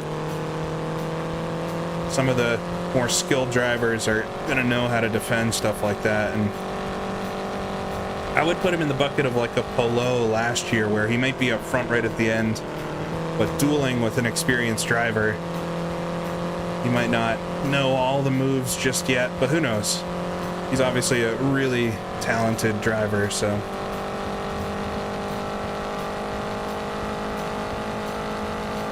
All right, come across the line.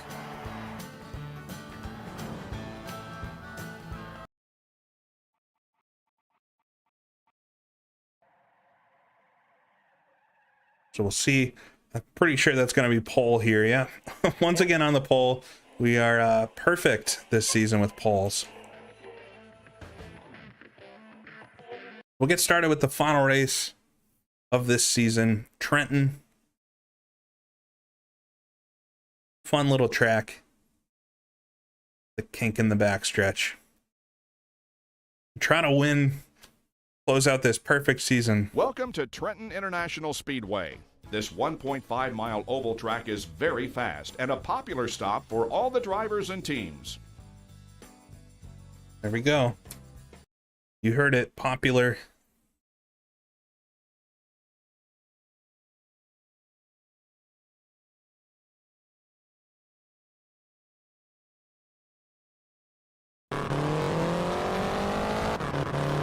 Season is going quite swell. This is the final race of the season here. Uh-oh. That's no good. Final race of the season here, and I've won every single race, so we're just going to try to close it out and win this final one. 10 laps of Trenton. Green flag, go! All right. That's a swing out too wide.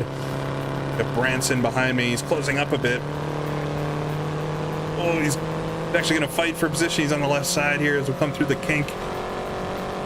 Try not to understeer too much. Understeer a lot, though. All right, I got in front of him. It's scary going through that right-hand kink when you have cars around you.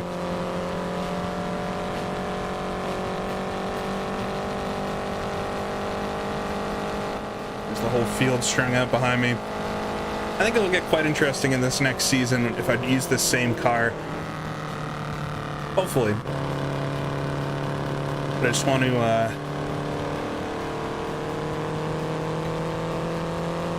hold it together here in the last race.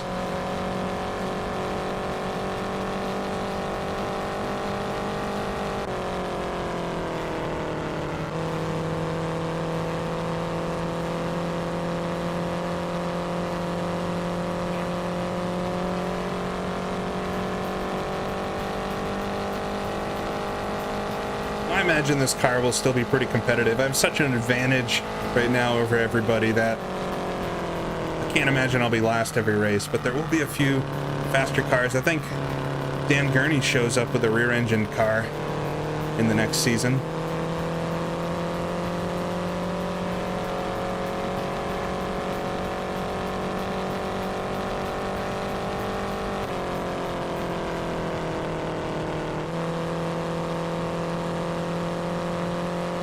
Right down to the dirt. Understeer a little bit there, let off the throttle just for a second. Branson's a second behind.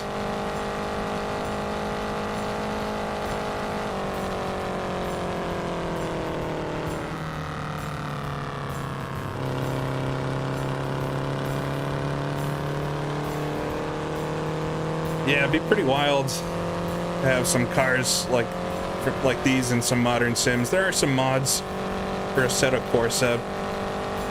They're all conversions. There was a pack of cars like this released for R Factor 2, which maybe I should take a look at.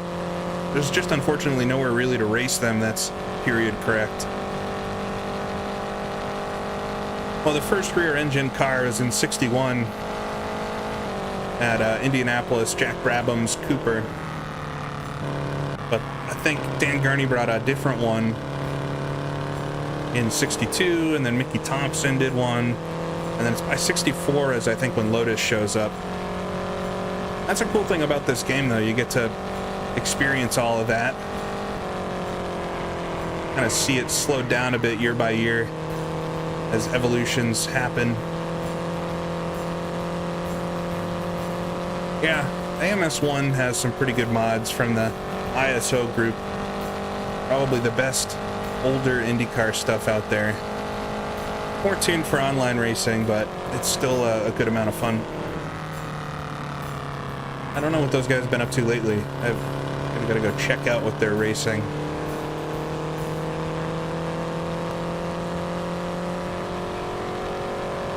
A handy lead this time, 6 laps in. Little car slides there coming into turn 3.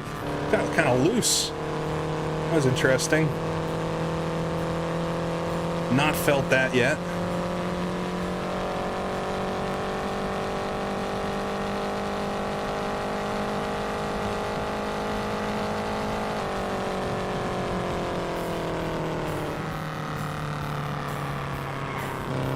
Understeer our whole way through 1 and 2.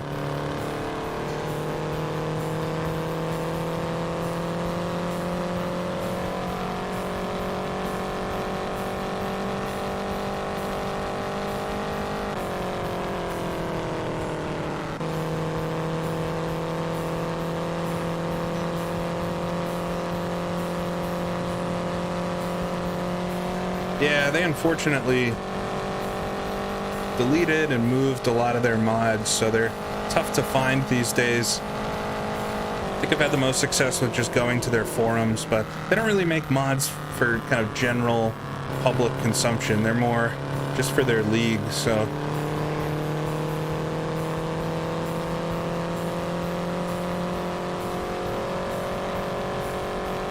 At 3 seconds up on Branson. This is going quite well so far. Just a couple slidey moments here into the corners. It's a really high banked oval though for this era.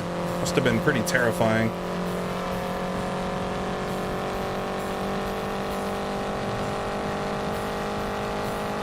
Photographers going wild on that infield grandstand.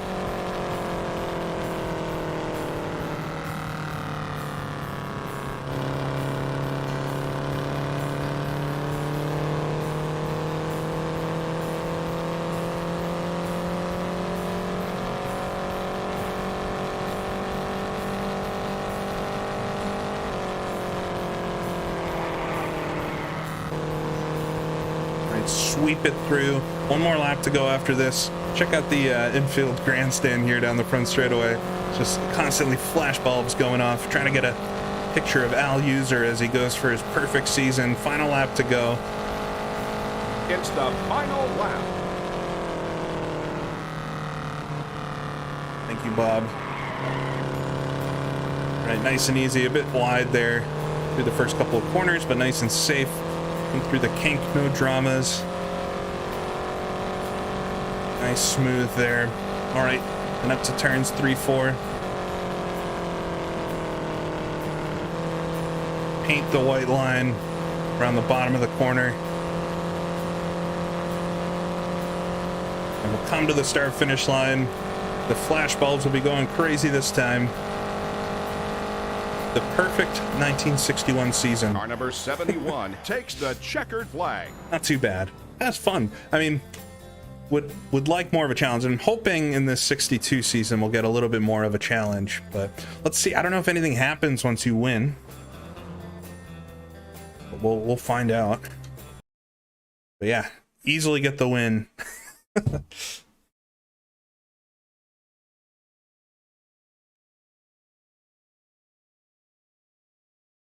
We're loading the trophy room. Do we get like a championship trophy or? There it is. Very full 1961 season trophies. I guess that's what happens. Or that's all that happens. I don't know. Yeah, Mr. Grand Slam. Back out here and see if it just dumps us into 62 or whatever happens. There he is, 61. I won all the races. Season champion, Indy 500 winner. Can't do much better than that. AJ Foyt. Ow, AJ Foyt got second over Eddie Sachs. Roger Ward and Branson Cheeseborg. Arnelli Jones, Mr. Grimm Weiler, and Dick Rathman, top 10. So, got some new upgrades available. Thompson Special. No gearboxes or engines. Then we're thrown back in. 62 will start at the same track. All right, I'm going to take a break for just a couple minutes, and then we'll come back. I'm going to use the same car, so maybe this second season will be a little bit more interesting, but I'll be back in just a second for some more.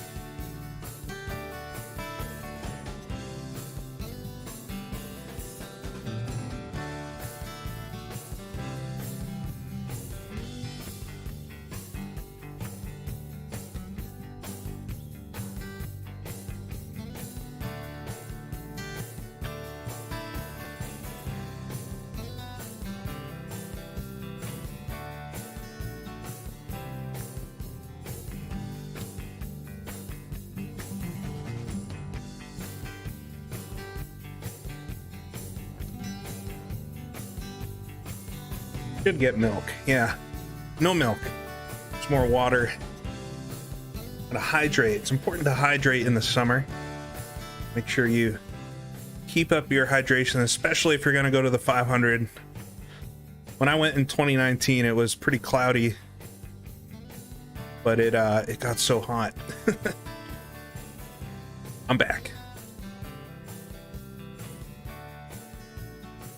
So this is Indy 500 Evolution. If you haven't been here, welcome back. Indy 500 Evolution. It's a arcade kind of semi-sim. I'll call it a semi-sim. It behaves realistically. There's no like pickups and things. You know, it's a simcade racer. Covers 1961 through 1971 USAC IndyCar. It's got kind of abbreviated seasons, but a lot of detail with the different cars and stuff that you compete against, and it's been a lot of fun so far. Just came off a perfect season with Mr. Al User, and we'll see if we can keep it up. We're gonna start the second season here, 62. I'm gonna go for the same. There we go. I made 100,000. Well, it's credits, so I don't know if it's dollars, but yeah. We're gonna try to use the same car. We're sticking with our race-proven 1961 car, and that might change things a little bit here, as the rest of the field should be in better cars now. All right, but 62, here we come. A great speed from car number 38. Well, thank you, Bob. A great speed from car number 2. A fantastic lap. All right. It's the beginning of the user dynasty. So pole right now is 134.9. I don't know how quick I was just going. This is gonna be on the same track we just raced on.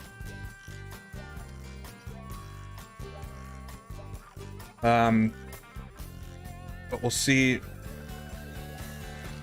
what I can do. Roger Ward was the champion for 62 ahead of AJ Foyt, Pernelli Jones in his second season, and 62 was the first year they broke 150 miles an hour at Indianapolis, which I did in 61. So we'll see if I can keep it up. Yeah, it is. I mean, it is a big field spread, but that's kind of fun. I always like, if you've noticed in videos and things, I'll make the field spread quite large. I think that's a lot of fun to have some really fast cars and really slow cars, especially in sims that can handle it. But yeah, we got to get a 134. I'm sure maybe somebody saw what I was doing in the last race. All right, so we're still going to race with our 1961 Epperle. We'll stick with this unless I'm like way off. We'll try to upgrade, but I have a feeling this might actually just be a little more balanced than the last season was.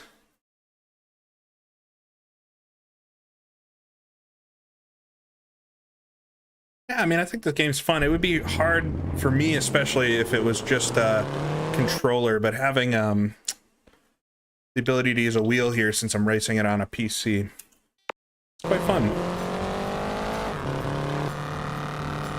All right, so we'll come out to do our qualifying and see if we can put it towards the front. I don't really watch basketball. Whoop, popped it into fourth there. That'll be fine. Gotta go nice and smooth. Yeah, and if we have some difficulties having a good race, we'll look at upgrading. But I'm hoping the field will just be a little bit quicker so we can duke it out and actually try to race some of the AI. We'll come across to start our warm-up lap. I got a little loose coming down into one. Yeah, you have to drive it realistically, so that's why it's definitely not an arcade game 100%. And there's no, it's realistic in that there's no like non-real things happening while you're racing. It's not Mario Kart.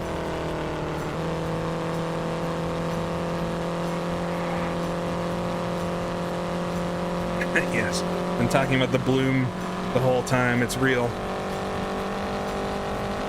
All right, come across the line, start our first qualifying lap. Let's see what the warm-up lap is. 132. Oh, that's not going to be good enough for pole. right, I'll actually try to do as quick as I can go. Feels like I bogged down a lot in fourth gear there through the first corner. Or if downshifting would be a good idea. Come through the kink though. I'll slide the car a bit into turn 3-4. Actually, don't know how the corners are numbered at Trenton with the kidney bean kink. All right, come across the line. This lap feels like it's a little quicker than my last one, but we'll see. No, not really. It's exactly the same. Mr. Consistency, Al user. Oh, I'm a bit wide through the first couple corners. This game came out in 2009, and it's the second version. There was a game called Indy 500 Legends, which was just the 500 that came out a couple years earlier. This game's very much the same idea, but with more tracks and things. All right, I feel like this lap's a little slower. But let's see, maybe I can be 3 in a row exactly the same time. Oh, slower though. All right, so 41-second lap. So I'm not going to be on the pole. This is the first time. I feel like in racing games, you kind of speedrun them anyway, right? That's the whole point. 11th. Man, we're a lot slower this season. This might get pretty interesting. All right, so we'll be starting in 11th out of, I think, 22. So halfway down the grid. Shorty Templeman got the pole.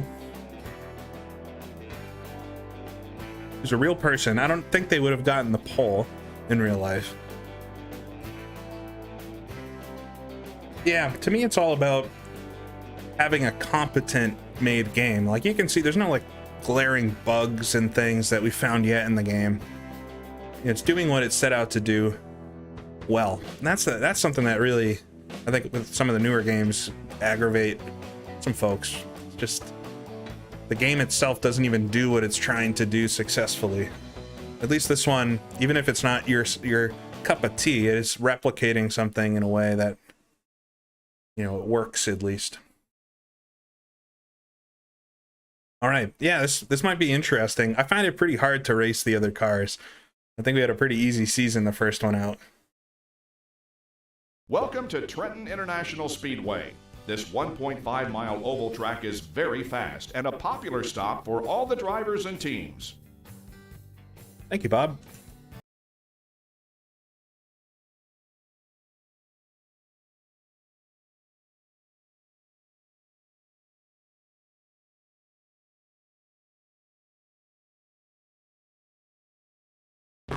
All right, this will be really interesting, this one.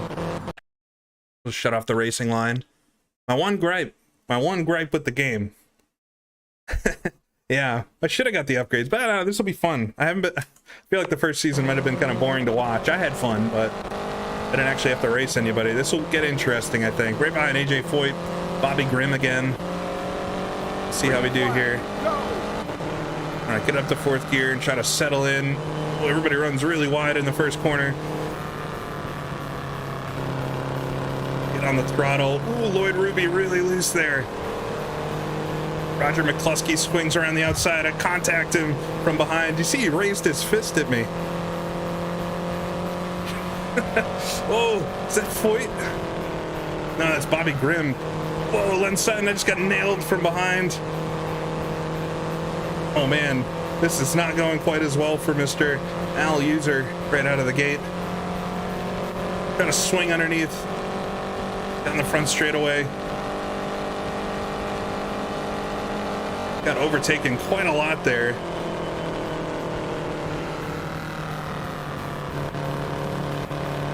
Swing out wide here through 1 and 2, right up to the edge of the track. Ooh, sounds skipping around a bit. All right, there we go. It's dancing with Lloyd Ruby. And now I believe Lloyd Ruby was racing in the Bettenhausen car after, unfortunately, Tony Bettenhausen was killed at the Speedway. I think he took over that ride. Later went on to race with Ken Miles in the Ford GT. why the sound is skipping so much. Didn't happen at all in the 61 season.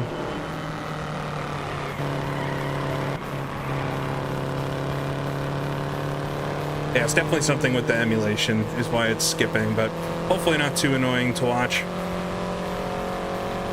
All right, so I'm in 14th. I've lost a couple spots, and I'm definitely not super fast. Quite tricky.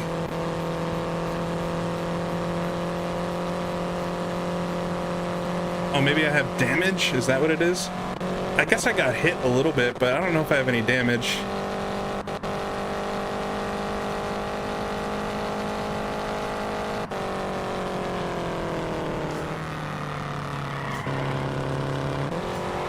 Gonna put it down to third gear for turns 1 and 2. Is that the tactic? Back up to fourth. I gained a lot on Ruby that time. That might be a good idea. I don't think you would ever shift in these cars at speed. It would be really hard to do and so tough on the gearbox.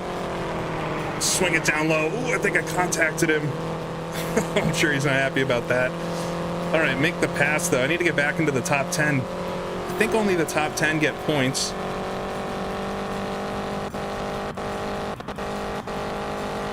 Skip our way down the front straightaway though. Oh, really fast into turn 1. Get it back down to third gear.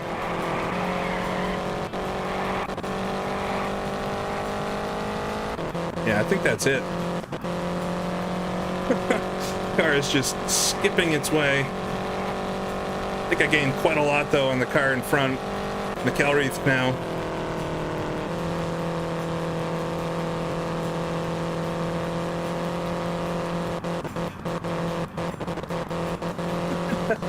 Sounds kind of like Porky Pig. I'm not sure that skipping is due to damage or anything. I think it just might be the emulation going weird.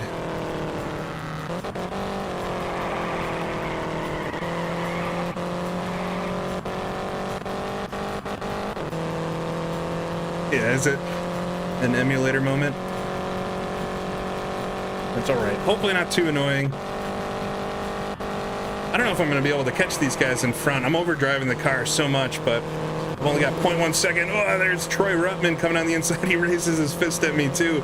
That's cool. That's a cool little detail. A little bit of Grand Prix Legends-esque. All right, got a slipstream on Ruttman though.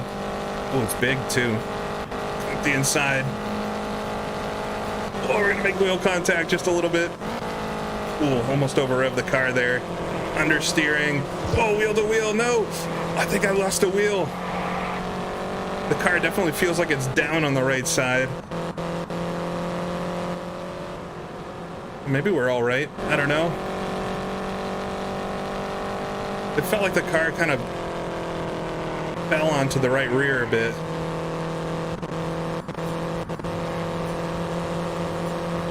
Oh, I can hear the car come around the outside. It's Ruby again.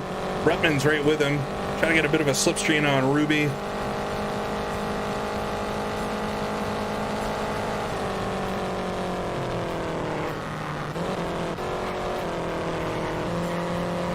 Ruby's gonna run a bit wide.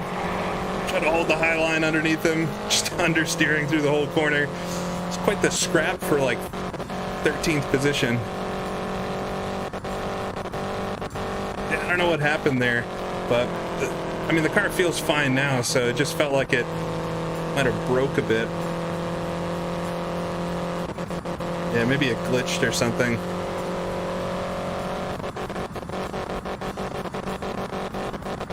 I don't know if that's actually the engine missing or if it's the game freaking out.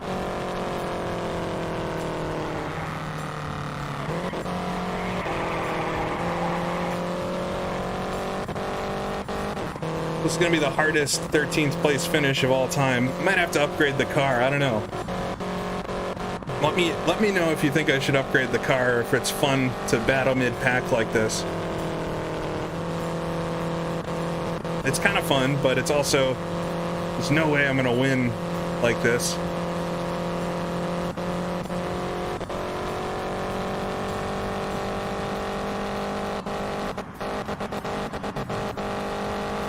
It's the final All right, final lap finally.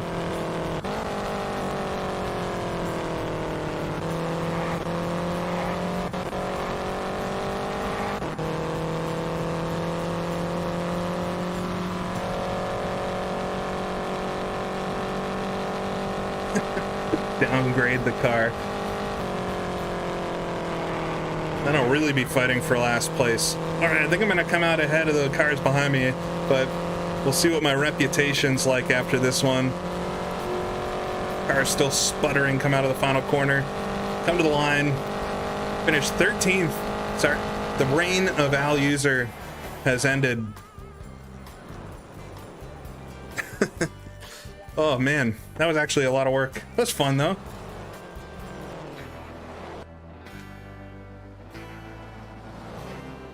So we finished in 13th. What do we got for the winner? Chuck The leader Hulse, makes a pit stop. who Car never number did not 4 win makes a races pit in stop. 62. I was going to say that's not a name that I know from being a Car winner. number 3 makes a pit Allie stop. Jones, Shirley Templeton. So we only got 2,900. I don't think I can. I'll try to replay, but I'm pretty sure the replays don't go back far enough. Yeah, they only go 3 laps, so we can watch one of the last laps here. The camera's missing me, though. Oh no, there we go.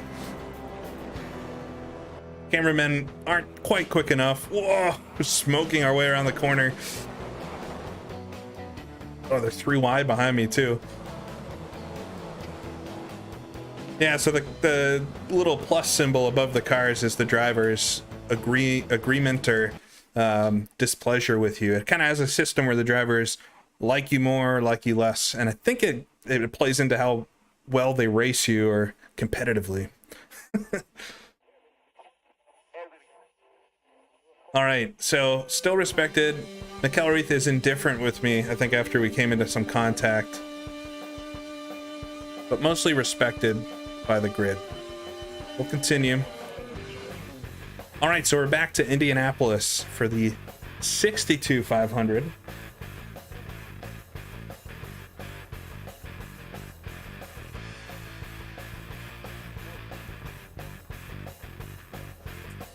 So I'm going to look at the upgrades. We won't do anything too crazy. 4 laps, 10 miles. You have to be super fast and consistent to make the grade at Indianapolis. A Thank you, great Bob. speed from car number 83. So 145 right now is the pole. I got a 150 last year. All right, let's do this, because I think I can upgrade before the race. Maybe not. Let's look at what's in the shop.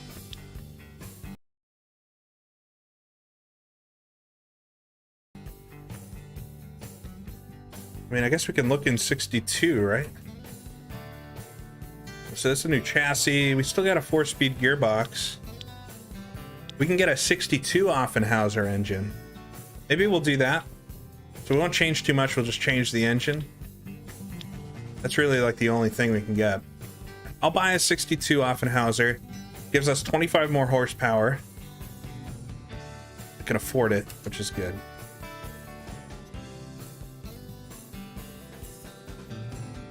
Hopefully it doesn't crazy improve my performance, but just enough that I can be competitive up front. But yeah, we got a 62 Offie now, still the 4-speed gearbox. We'll go out and qualify. I did 1 lap in the last season at 150 and 62 was the first year. Parnelli Jones did a 150 mile an hour qualifying, so it's accurate for the time. It's the average speed over all of the qualification laps that decide your grid position.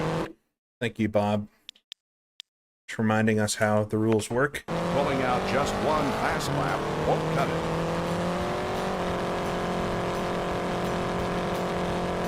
Hopefully the sound's a little bit better in this one. I apologize if it's distracting.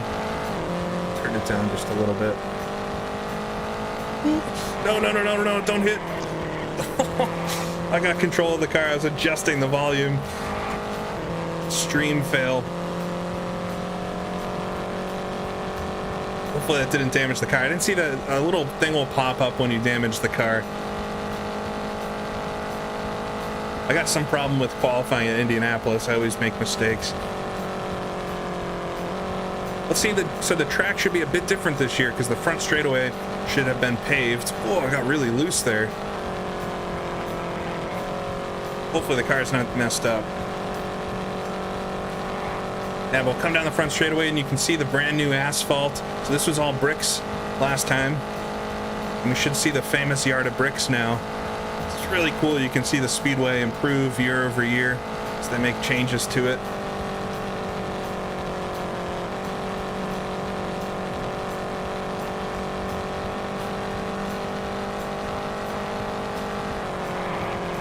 Yeah, you can use the cockpit view too. I haven't been because it shakes a lot, and you also don't get a gear notification. Not that you really need it on the road, the ovals. I guess it's not too bad here.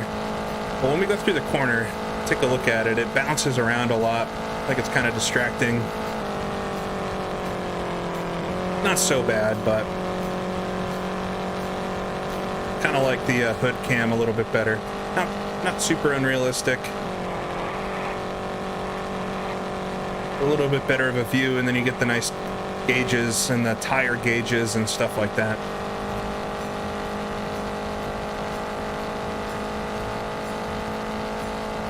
His hand is up. All right, opening warm-up lap 149.7. I definitely didn't drive a good lap, so hopefully we can do some pretty good laps here.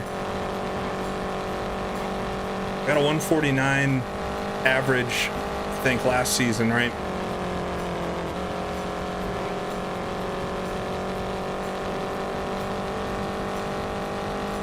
Engine sounds a lot better now, so maybe that problem solved, hopefully.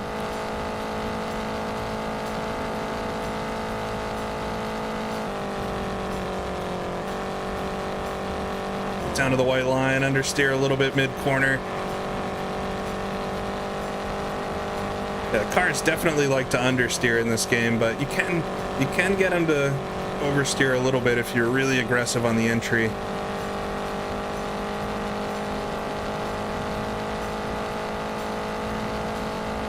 All right, finish the first lap. Oh, 150.7. Yeah, we're definitely just slightly quicker than last season. It's not a massive upgrade or anything. So hopefully it puts us just nicely in the top 10 or something. We can battle our way through the 10 laps here. Be interesting.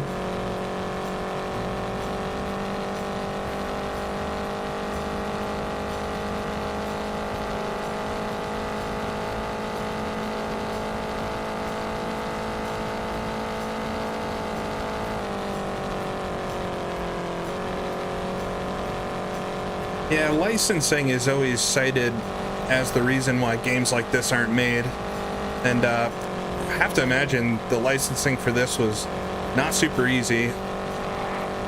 There are a few fictional driver names thrown in, but all the cars and stuff, maybe a lot of it's owned by Indianapolis as copyright, so it was a little easier to get it all. But you also have to think, I mean, I know Grand Prix Legends did not sell well. It was 149.3, a bit slower. Grand Prix Legends, despite it being kind of a cult classic these days, did not sell very well. NASCAR Legends also did not sell very well. This game did not sell very well. So there's not really a precedent out there for a historical sim, you know, selling super well. And I think what we're getting these days with some modern sims, including, you know, vintage cars and maybe some tracks. I think some of the F1 games have had some classic tracks here or there. I feel like that's what's going to happen to get, you know, your vintage stuff. To do a whole game themed around vintage might be really tricky to market. A lot of people like the brand new, which is fine, but It's the final lap. all right, final lap. That was another 150. That's good. I think that's going to put us right up towards the front, but we'll have to see what it's like on race day. Come through turns 1 and 2 right out to the wall. I like how accurate this version of Indianapolis is. It's not too banked or anything. It's about the right width. It's quite nice.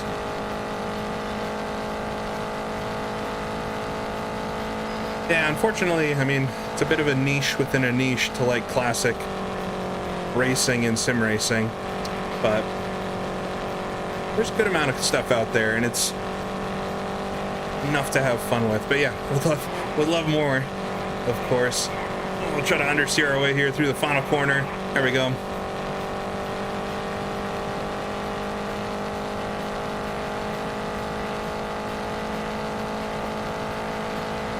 There we go. 150. Wow. I got 2 of the same laps again here. Pretty consistent. So not so bad.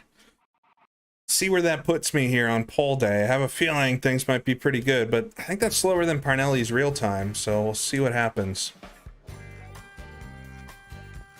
There is time left today after the run through the draw for another chance at the pole. With the grid full, the drivers yet to post a speed will have to bump the slowest qualifiers from the grid. See where we're at. Oh, a second behind Parnelli. That's not too bad. So we got to start in the middle. So starting in the middle of the front row between Roger Ward and Parnelli Jones.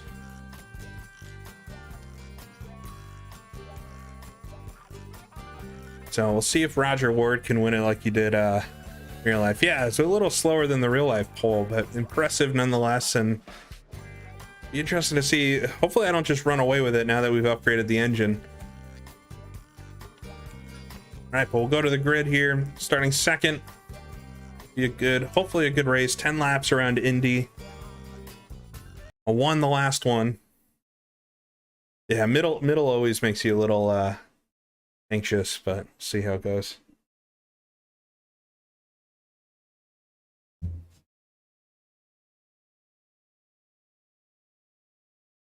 We'll see how it goes. 1962, and only a single yard of bricks remain on the start-finish line. Qualification speeds are expected to be close to 150 miles an hour this year. And another single rear-engine car enters the field in the form of Mickey Thompson's Buick-powered racer, driven by rookie Dan Gurney. Ah, Dan Gurney with the Mickey Thompson Roadster.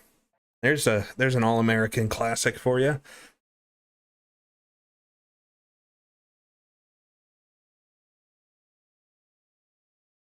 I don't think he did too well. He definitely didn't win. All right, we'll just adjust the driving line once again. We'll get started with this.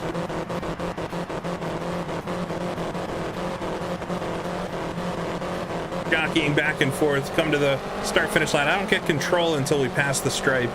There goes Parnelli Jones in front. He's going to get a bit of lead on us. Get up to fourth gear. Get it down into turn one. There goes Roger Ward. Ugh. All right. Ooh, we got somebody right behind me.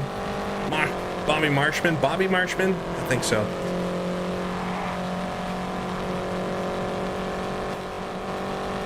Yeah. Right on me. Try to get this slipstream, though, down the back straight away. Well, it's definitely not going to be an easy win if I can get it.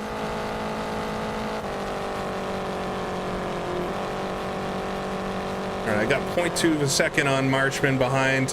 Had to let up a little bit there coming through 3. Closing in on Ward, though.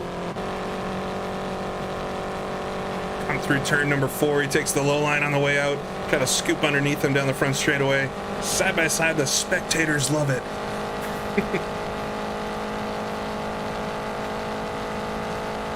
All right, we'll come down to turn number 1. So get around.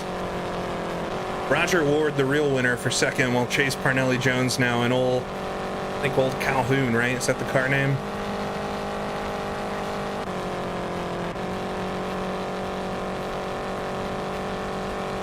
Well, I think we've got a little bit more speed than him, so we might be able to actually just get around him. The upgraded Offenhauser engine proving pull our 61 chassis along just fine. Gonna understeer through turn 3 a bit.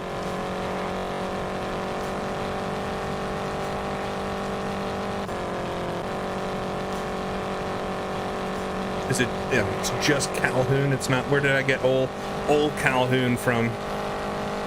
This Goldsmith in last. Dang.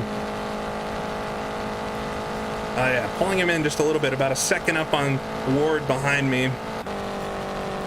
Right in Jones' mirror. This is awesome. I actually really enjoy this. It's a little more simple, but it's nothing too serious, and there's still that threat of making a mistake. You have to drive the car at least a little realistically to make it work. So much better than our first race. Parnelli's pretty quick though. He's going to not be the easiest to pass here. He runs a bit wide in turn 3.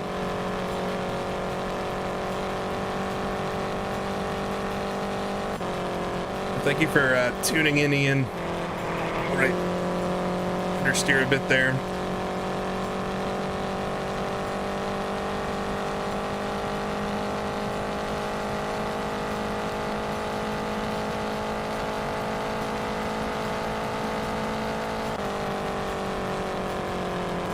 All right, Parnelli, I'm gonna actually have to do very well here to catch Parnelli. Roger Ward's not going to leave us alone either. He's the same distance. We're pretty much stuck in between these two.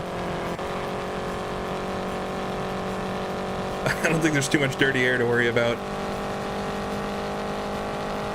I think it was the 1960 race. That's Roger Ward, and I'm trying to think of who he was racing with. It's a great duel type race.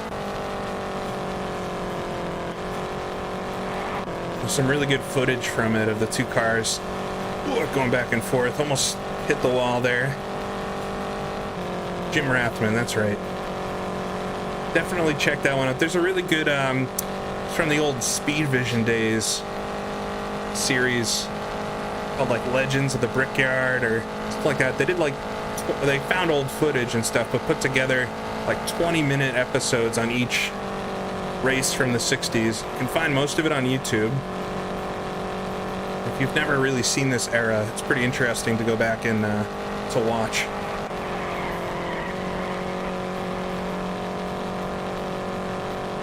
All right, pulling in Parnelli just a little bit here. It's easy to just ride behind him, but well, this makes me want to do a full race in this.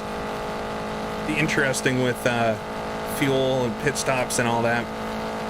Just being consistent, especially when lapped cars get into it, which we unfortunately won't get any of here. Well, understeering a lot there through the corner.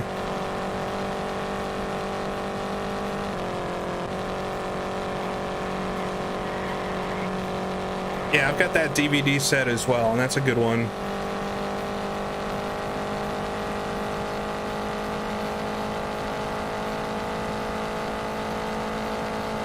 All right, so we're over halfway.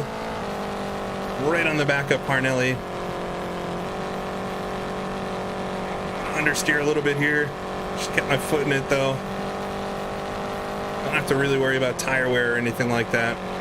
We'd want to be a lot more careful in a full race. Appears to have engine trouble. Car number 9 is limping back to the pits. Uh-oh. I think we had a crash. Yeah, that DVD set is good. And somebody uploaded the 70s, 80s, and 90s discs to YouTube. The 60s I don't think is up there. Oh, I know I'm gonna understeer a bunch, got out of it. If you smack the wall like that on the pro difficulty that we're on, you will be out of the race. So it's a very unforgiving, realistic damage model, at least.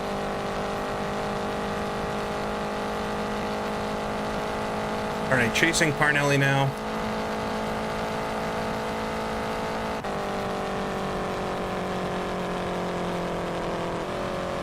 Man, he's like just about the same speed I am. To try to figure out a way to... So I was able to catch up to him, but it might be a bit of the slipstream. Car number 7 is limping back to the pits. Car number 7 is smoking.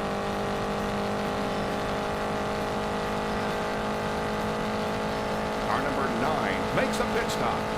Gotta stay in the slipstream. I don't know how big it is. Got on the brakes just a little bit there. I was running a bit hot into turn 3. And I carry it through the short chute. Getting down to it here. I gotta try to catch up to him, make this pass.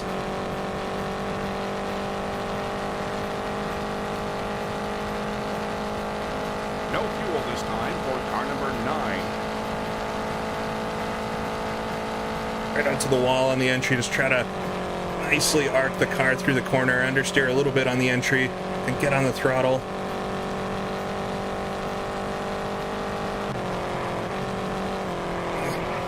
Can't try to find the line is hard. The throttle is not sensitive enough. It's very on and off, like very digital.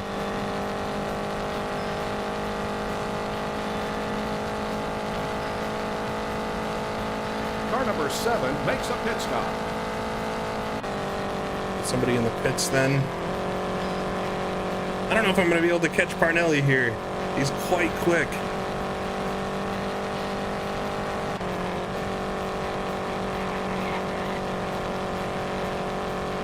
Alright, that was not a bad 3-4. Might be as close as I've been in a few laps here. Yeah, stuff gets really interesting in this when the turbines and all the rear engine cars come along. Oh, it's a bit too shallow there into one. Parnelli's pulling out a bit.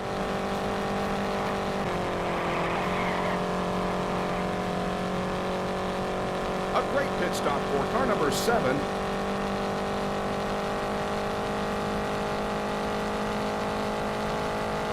Yeah, the turbine, super sad in Granatelli's turbine. 8 miles to go. It broke something in the gears, I believe. Just like a simple part in the gearbox. So only like 2.5 laps from the end of the race, or 3 laps from the end of the race. Well, I pulled up on him a lot again through 3 and 4, but I lost so much through 1 and 2, and we're going to come to the white flag here.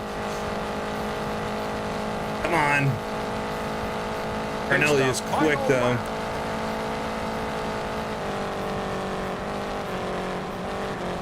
His name is appearing above his head. That's how you know you're close. That was about as good as I've done turn 1 in a while.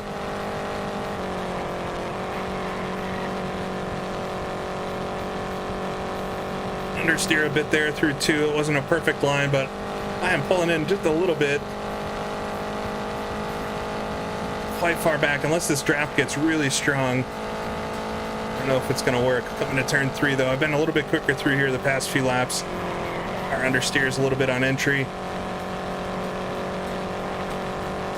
Oh, just about holding station, though. Oh, he slows up in 4. Had to get off the throttle just a little bit to get the car to arc. Come out of turn 4. Closing in on him, but we're going to run out of laps. 1 more lap, maybe. Come to the line, though. Finish second. Good little battle there. One for the photo album. Yeah, P2. Yeah, that would have been the closest finish. In these days, the finishes were often many laps apart. That was a fun one, though. That's actually just about what I wanted to happen with the upgrade. A little bit quicker to make it a bit more interesting than me winning every race, but second place. So Al User doesn't defend the title at Indianapolis. Hopefully fun to watch, though. Yeah, I kind of, after doing that, I kind of want to do a longer race at some point. So, all right, so I'm 3rd in points right now. I didn't score anything in race 1, obviously at Trenton there. I got the 8 points for the 2nd place at Indianapolis.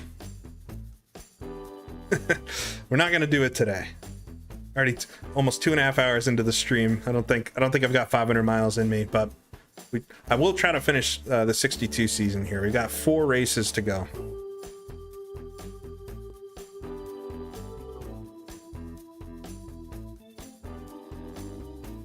All right. We'll continue on Milwaukee now.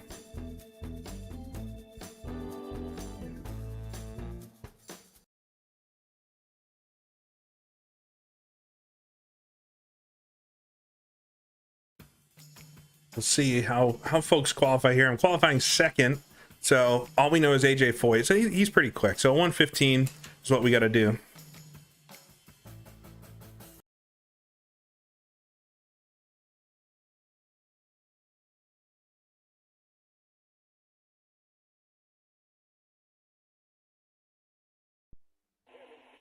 Yeah, Langhorne is pretty interesting. We did that race in the 61 season. It's just a big old circle. And if I have to race other cars this time in it, that's going to be quite interesting.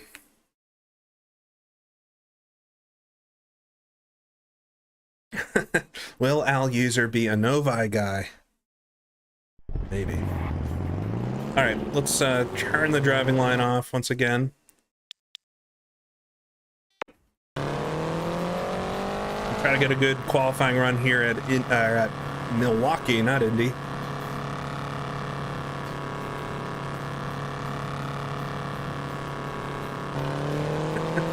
I don't think we're going to do NASCAR kart racing, Alex.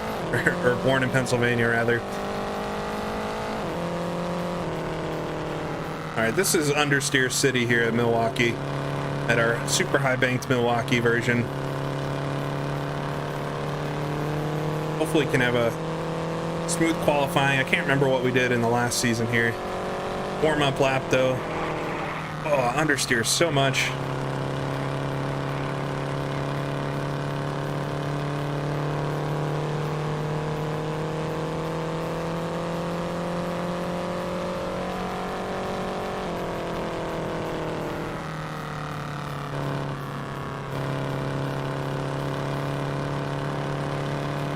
All right, warm-up lap. We'll see what the time is. Not a good lap.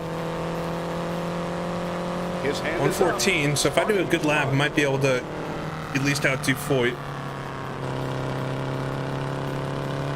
What's crazy to me is we're racing AJ Foyt in this, right? And he raced all the way into the early 1990s. It's just crazy the evolution in cars that some of these drivers got to participate in. I mean, he obviously had a very long career. Mario Andretti's the same way. He's going to come about, thinking 65, 66 in this. It's the final All right, 1:15.8. Not too bad.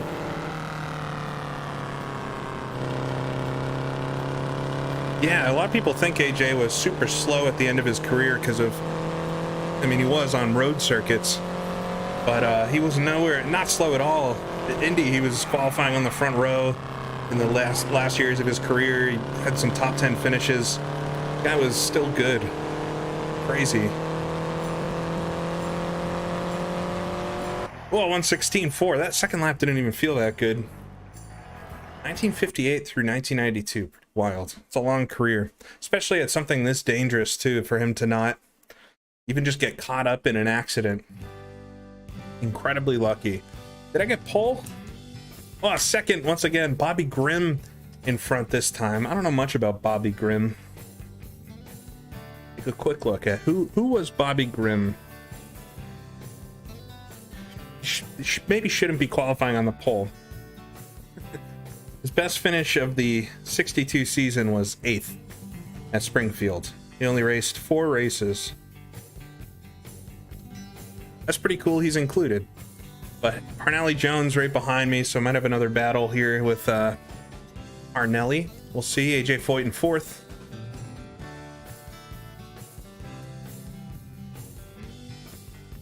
See how this one goes. Bit quicker of a race. Milwaukee, basically a short track in this game.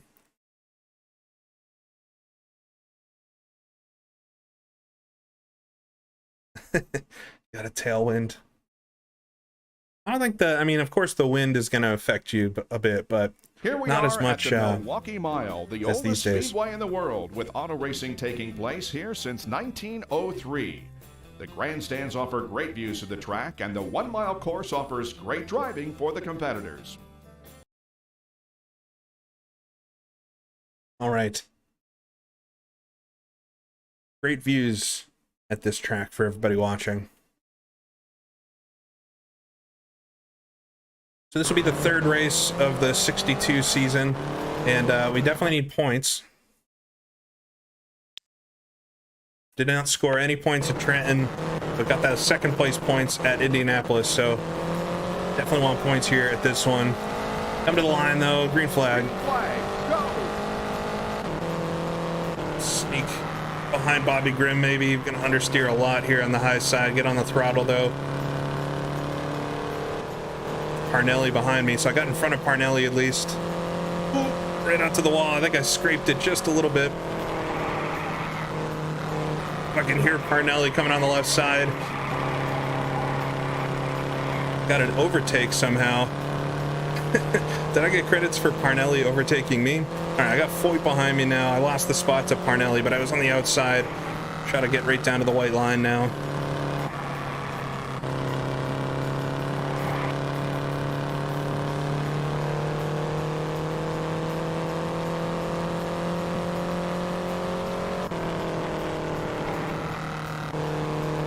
So chasing Parnelli once again. Bobby Grimm out front.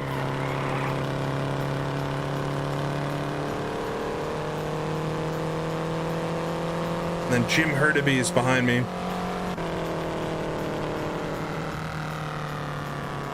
These guys are running a slightly higher line, but I think I just understeer if I do that.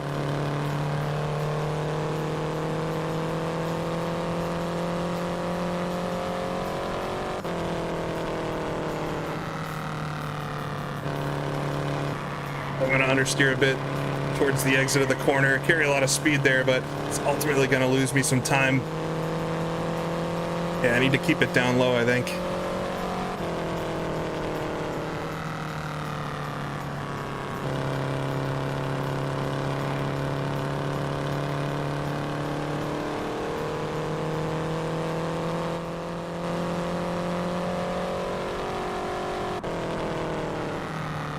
Can really match the brakes getting into the corners, and they don't just understeer the car, which is interesting. I don't know if that's really how the Roadsters raced, if they had a lot of rearward brake bias and things, but might be a little trick here that I'm learning.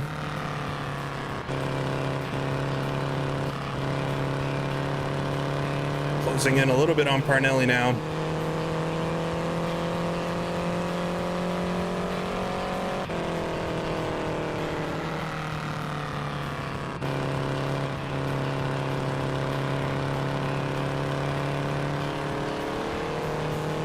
Hold that a second on Hurtubise, so I don't think we have to worry about cars coming from behind.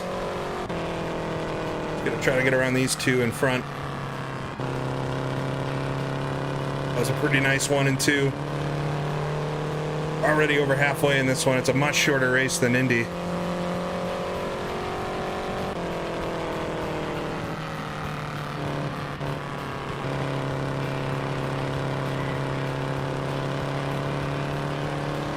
Just bouncing the car.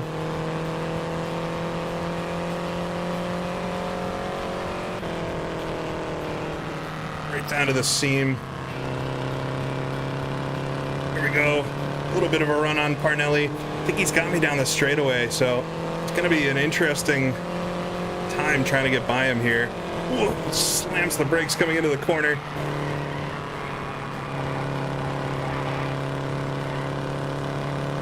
I'm a little quicker in the corners, oddly enough, and he's definitely got me on the straightaways. A stutter there on the front straightaway. A little bit high through 1 and 2. I need to get back on my line. I need to try to maybe get below him going into the corner. If I can catch back up to him now, I'm gonna run out of laps again.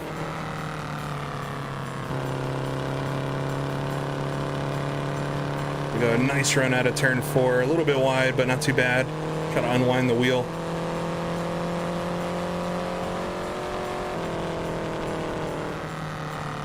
Down to the inside, just hug that white line. Don't touch the apron.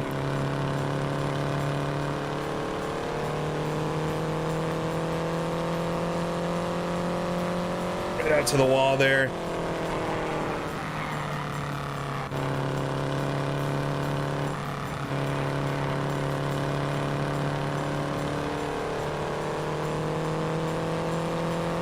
All right, one more lap. It's the final I'm not going to be able to get to them. They're just a little bit quicker. I think if I maybe was a little more consistent from the line, I had one chance there to get back around them.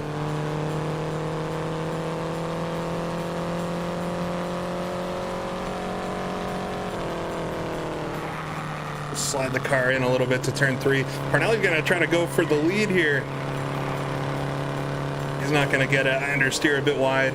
3rd place, though, is not terrible. Not terrible, but still. Parnelli's, I think, going to be in the lead now.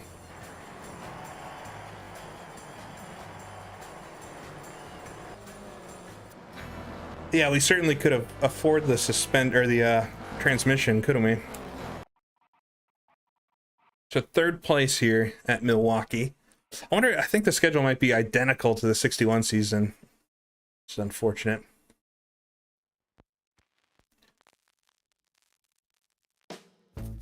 All right. So we're 14 points now, so we're just 1 point off Grimm in the championship. And Jones is out in the lead right now. We're going to come up to Langhorne here for round number 4. If this is anything like Milwaukee and I'm quicker through the corners, this could be really good because it is just one big corner. Yeah, rear engines are just a fad. I want a t-shirt that says that. Rear engines are just a fad. Speed from car number 87. All right, so we need to do above a 117 at least. I feel like I got a 120 around here last season. We'll see. I couldn't choose the name, unfortunately. I think it's supposed to hook to like your Xbox Live name or something. So it's just called User. So we've nicknamed him Al User. I'm going to stick with the Epperly and everything. It's been a good season so far. It is Bob Jenkins doing the commentary, though.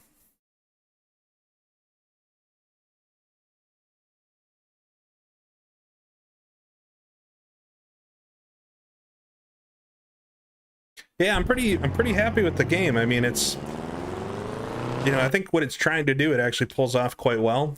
And other than having to disable the racing line every time we start.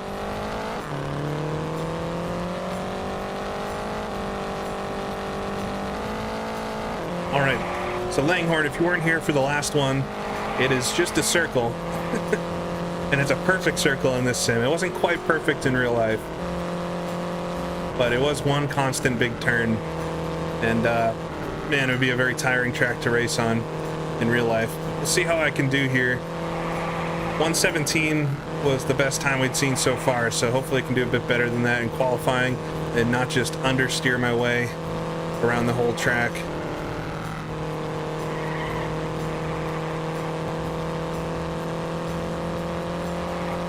I think the graphics are great for the time. It's very much a product of its time with kind of the tinted graphic look and the bloom in the clouds in the sky, the big over contrast type look. Yeah, it's a 120 on my warm-up. All right. It's like all of the games from this time period on the Xbox look like a bad Photoshop, or like when somebody first gets Photoshop and thinks they're making their pictures look better by boosting the contrast and saturation and stuff. It's interesting. But I think the detail in it's quite good. It's the final 121.4. Just sitting on that right rear tire. Try not to steer the wheel too much. Full throttle there for a second. Sometimes you kind of catch up with it. Second lap feels pretty good. Understeer a bit coming out. See the front wheel start to shake a bit. There we go. All right, come across the line. Oh, it wasn't quicker on the second lap. I thought it was.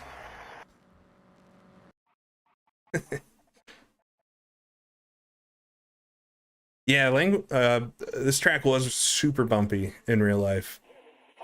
There's some crazy videos. Hold on. Why does it say I did a 121? Did I do a 121? For some reason I thought it was 120. Anyways, way out front on this one.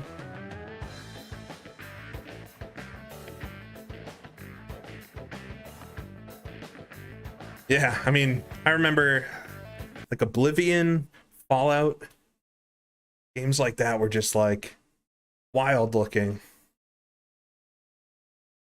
They were not good looking. It was an awkward teenage phase for video games. All right, so starting on the pole, though. To the unique Langhorne Speedway. Yes.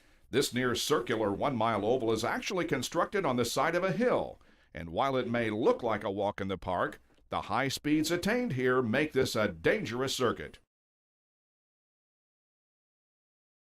It is a dangerous track. That is for sure, Bob. I do appreciate everybody tuning in today, though. A little bit of pre-Indianapolis hype. Turn off that racing line. A few more races due today. I'll finish this season probably, and then maybe we'll have to come back sometime. I don't know. All right, come to the line, get the green flag. AJ Foyt to my right. There we go, green's out. Green flag is out, and the race has begun. We'll get it up to 4th gear, and then hopefully just pull away. I could use a nice clear win in this season.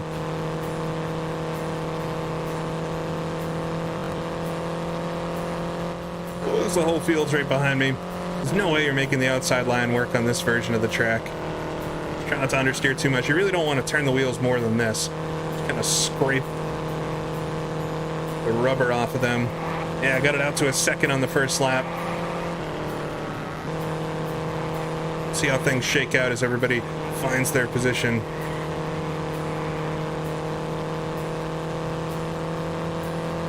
Ooh, right down to the dirt. Oh, I might have actually found the speed hack. Yeah, I think it's ultimately probably good that this place went away, as I almost hit the pit wall there. Ooh. It would not have been good. It was a very, very dangerous track, and part of that I think was the signaling. If you look at there's a modified wreck that's just on YouTube. I think it's one of the first things that come up if you search for this track, and it's like cars just keep piling in. There just were no flags or anything for some reason.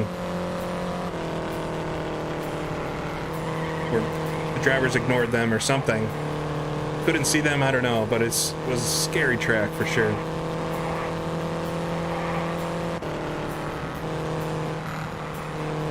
Alright, I've pulled out quite far, so I'm gonna, as long as I don't make a mistake, easily win this one, but that'll be good for the championship. Just got a few races to go.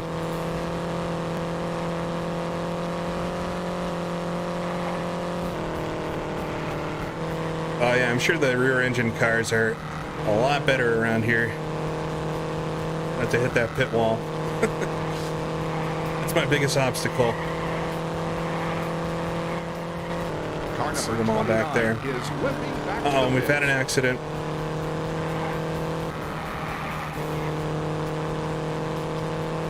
Yeah, for some reason, although I upgraded the engine, the chassis is proving out to still be very good because the corners are great.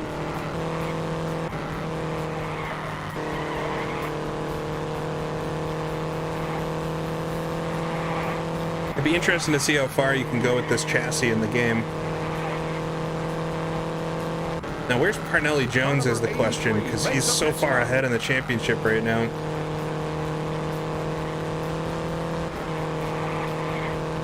Whoa. Bounce off the dirt on the inside.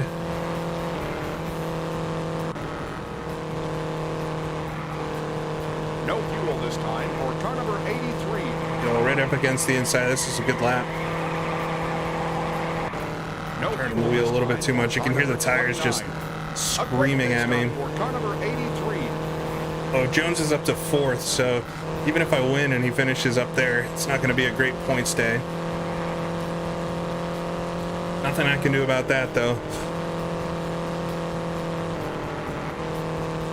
I just gotta hope he loses some spots. Get a little crossed up there. All right, 3 laps to go. Going to be known as the Al User, the King of Langhorne. Yeah, the tires do wear, so they start turning a little bit pink, you can see there. And from what I've seen in longer races, you actually really need to be careful about your tires. And you have to pit quite often to change them. There's a whole pit stop mini game and stuff.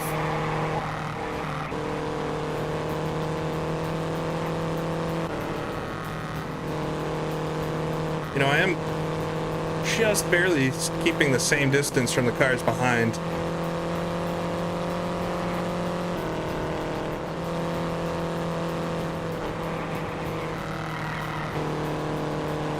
We'll come to the line and get the white flag. It's the final lap.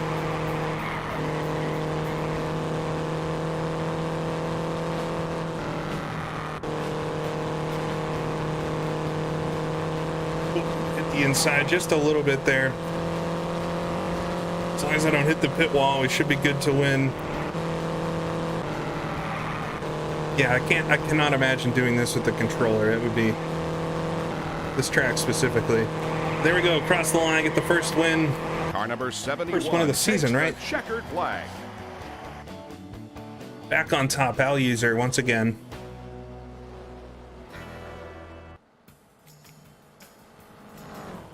All right. So 10 points there. Parnelli got third place. So I only gained 4 points on him through that. Man. The leader makes a pit stop. Of course he does. The race is over. All right, so that's ultimately Parnelli might have this championship, because if he's going to finish in the top 5 every race, I don't think it's going to be possible to catch him. We'll see, though. Couple more races to go in this one. It's a sad trophy case this season, though, when you look at it. Got every trophy in 61. And just Langhorne so far in 62. Hold on, we didn't check out Parnelli's face on the Borg Warner. That's the 61 winner, which is good old Al User in his pride and glory. And then 62, Parnelli Jones. Is that him? Definitely looks different than Al does, so.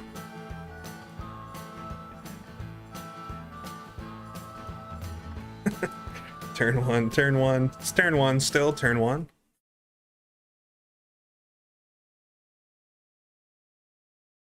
All right, so we'll come up. I think it's going to be Milwaukee again, if I'm not mistaken. Unfortunately, I wish we had some more tracks, but... Oh, Trenton. So we'll go to Trenton now. I wonder what the last race of the season is going to be.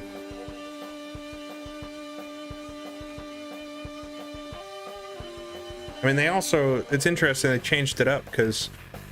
Anyways, we'll go back to Trenton, which did not go well, but I was in the bad engine last time.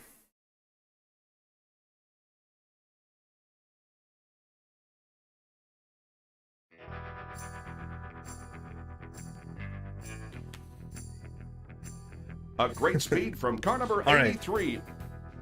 So, I think we're going to have to do above a 130 to qualify up front here.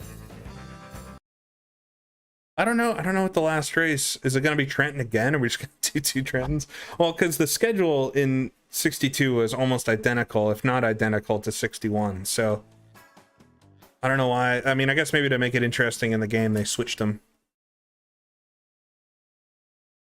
Yeah, I talked about my picks, if you want to call them that, for Indy a little bit earlier. I think it's impossible to pick somebody, so... and I think that's what's so good about it.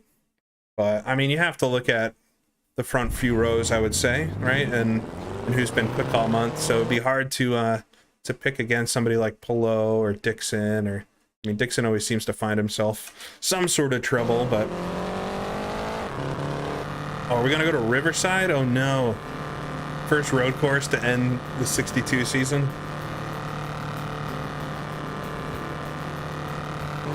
All right. So we'll try to qualify here. Oh, thank you, Went Golfing. Monaco throwback weekend.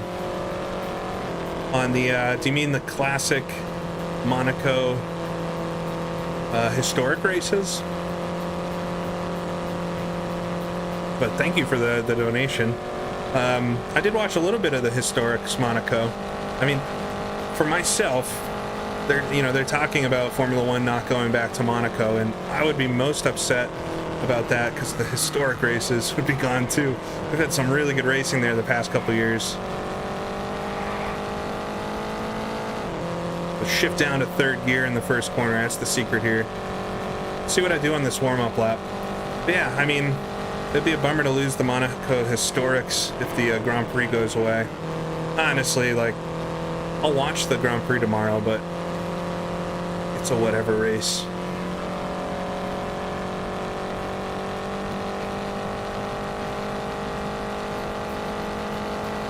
I come across the line, warm-up lap complete, 133. That's good. down to third gear. I don't think you would ever actually shift in these cars, but we're going to take any advantage we can get. Are we actually going to go to Riverside for the final race? I don't think they started racing there until the mid-60s at least.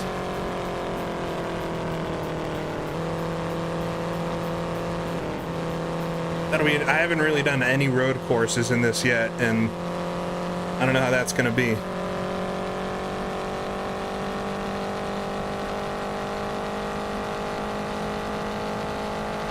It's the final lap. 1:33.4, a little bit slower than my warm-up lap. The car into gear there.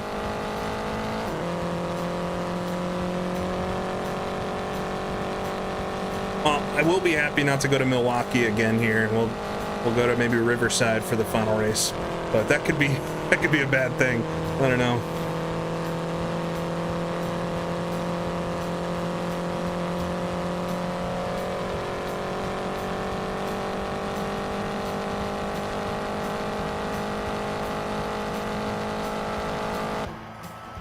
$133.8. Okay, so we are gonna go back to Milwaukee. At least I know I can do okay there at Milwaukee. All right. Oh, 11th once again. Oh, you didn't have to donate again. Went golfing, but appreciate that. Classic liveries. I think throwback weekends are a lot of fun.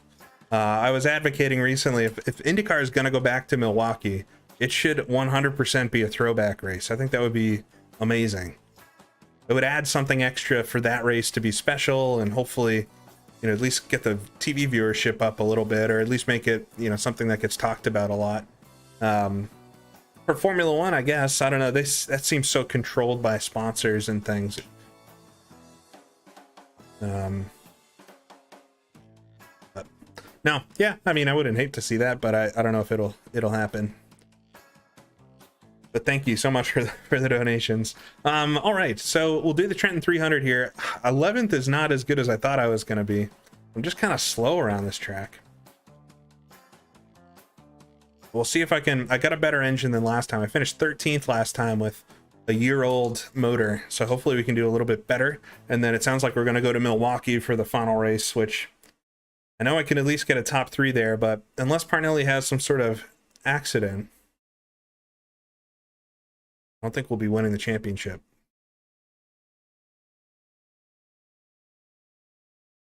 Welcome to Trenton International Speedway. This 1.5-mile oval track is very fast and a popular stop for all the drivers and teams. It wasn't popular enough.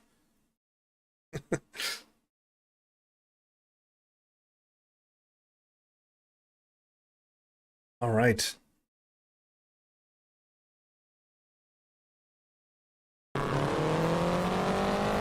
Start behind Eddie Sachs and Lloyd Ruby here. Oh, it didn't pause. Weird. Just turn off the racing line. So hopefully we can get a good race out of this. We'll see. I'm optimistic I can pass a few more cars this time. The green flag is All right, out. green flag is out. I'm going to keep it in third gear here off the start. Try to just stick to the low line. Everybody's going to sweep out wide. Maybe get a better exit than them as they'll all bottle each other up. At least get past... Is that Ruby?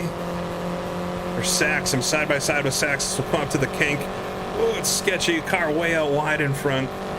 Sneaking behind AJ Foyt here. Got Eddie Sachs right behind me. Oh, he goes around the outside. All right, Don Davis, Lloyd Ruby's behind me.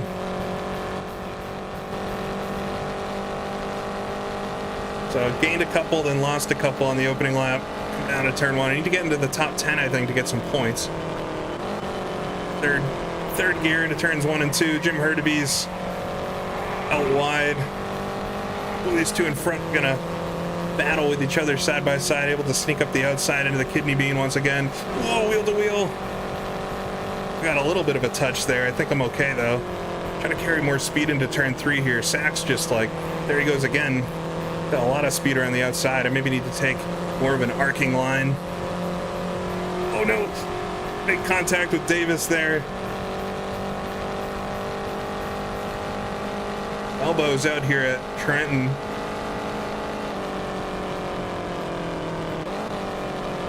Down to third gear into 1 and 2. It just washed way up. That wasn't good. There goes Hurtabees around the inside now.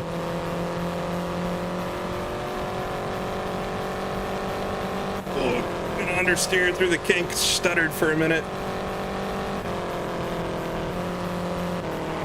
I just can't keep up the speed. I gotta try a later entry there. I'm worried I'm just gonna understeer off the track though. Oh, I was fighting for 10th. All right, so I was up a couple spots, but I'm gonna try to catch back up to these guys. Seems like they hold each other up a little bit, which is pretty realistic. Ooh, Eddie Sachs in the wall in front.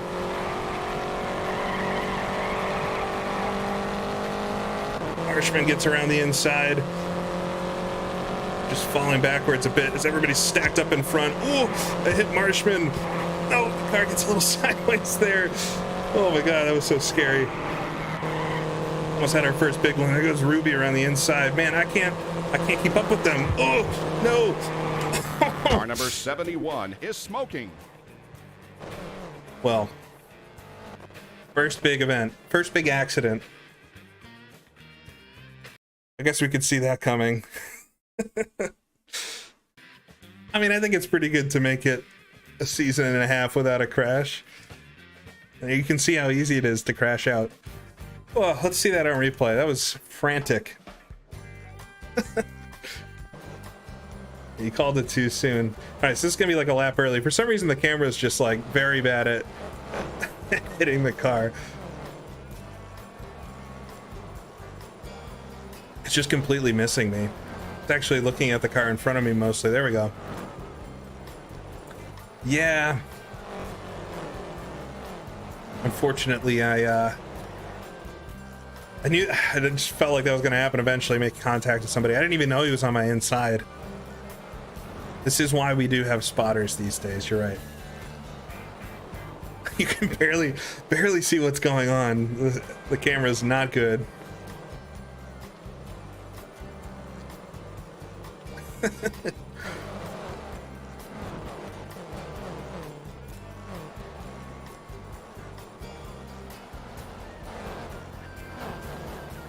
Well, I don't think we're going to win the championship, unfortunately. Was understeering a lot there. This is me going up the inside, maybe. I think it's the next lap that it all fell apart. A lot of smoke there. That's when I made contact side by side.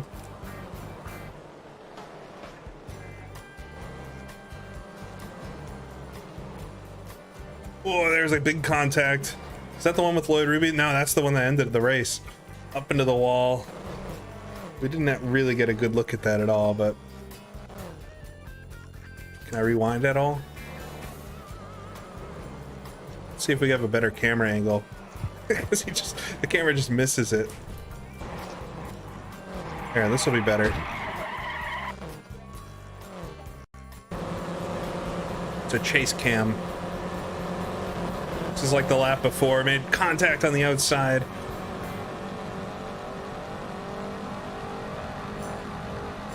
Yeah, the camera's a little off. Might be the emulator, I don't know.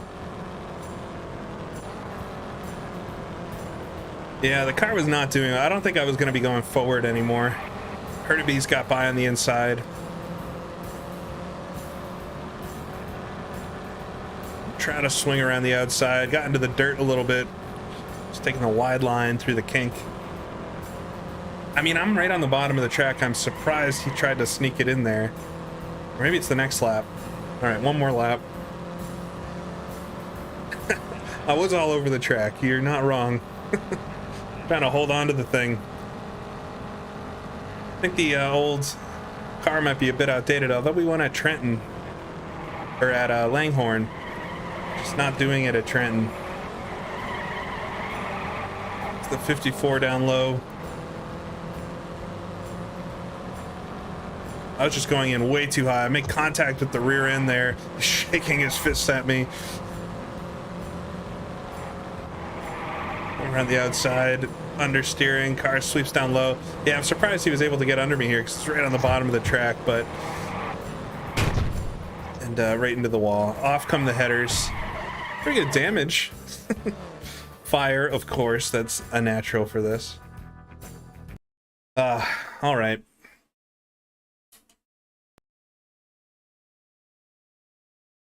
So that's the end of that one. We got one more race left in 62, and although we cannot win the championship, we can try to win the race. Yeah, at least I'm alive.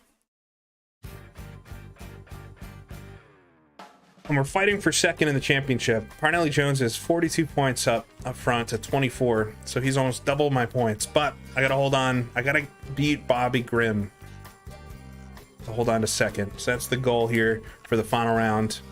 Milwaukee Mile.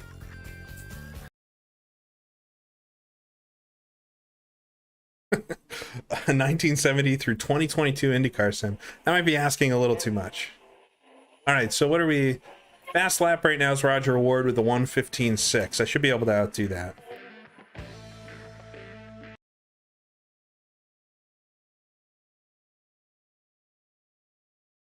Still respected. That's good. Yeah, it's good I can't ruin my reputation with one bad race. I'm surprised I haven't crashed a lot more than that, if I'm honest with you. I think maybe because the 61 season I didn't really race anybody. But this game can be quite brutal at some times.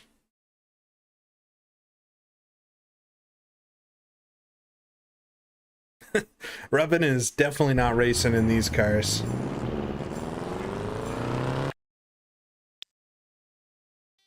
Alright, we'll try to put a qualifying in. Need a better than a 1:15. We'll be able to do, right? I appreciate that, Hog Killer.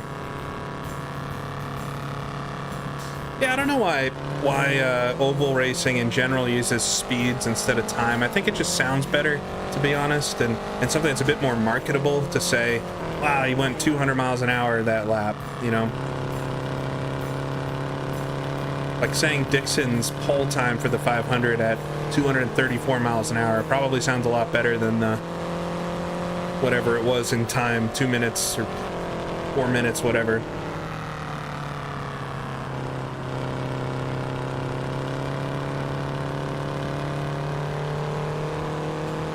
Oh, we got the bots, everybody. I've really made it.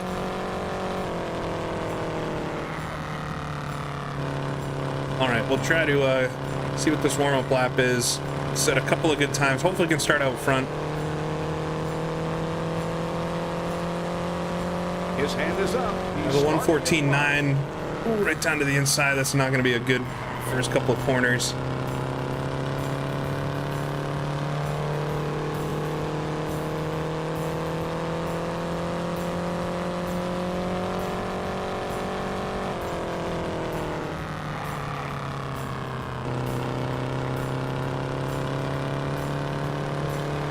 Understeer there. I don't think this is going to be a very good lap. Try to do better on the second one. It was a 1:15 flat. It's not going to be enough for pole, though. A little higher than I want to be through the corner there. Try to straighten up the wheel, though. Get a good run off. Yeah, I mean, teams and the folks actually doing the racing do time. They don't look at speed, but for the broadcast and the public, speed is what we see usually. All right, come to the line. I don't know if this is going to be any better. A bit better. I don't know. That might be pole. We'll see. It's going to be close anyway. I should start out front.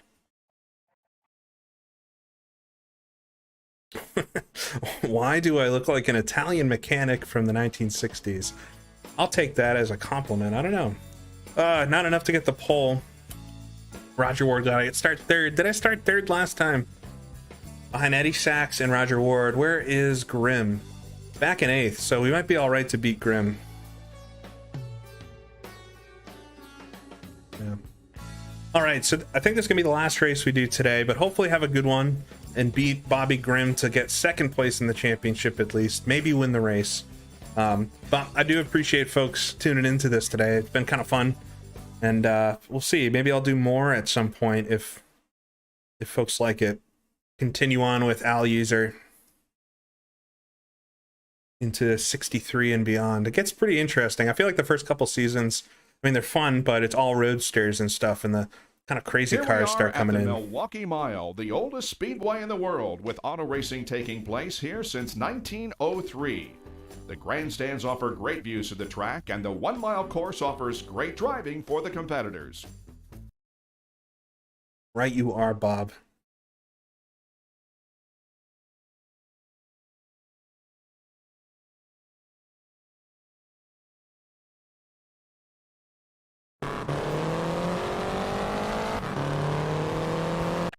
All right, let's change the racing line for the final time today. See if we can jump Roger Ward and Eddie Sachs here off the line. Come to the line though, get the green. The green flag is out and the race has begun. They both like me at least, that's good. Try to stick right to the bottom. Ooh, maybe be able to sneak underneath. Roger Ward cuts me off though. Come out of turn 2. Pinched it a little too much. I should have let the wheel unwind a bit more. He's gonna get a good run down the back straightaway. Sachs as well. Coming to turn 3. I feel like even though I upgraded the engine, they've got more power than me, but it really get them through the corners. All right, Sachs is, oh, he's looking low. Oh no, what did I do?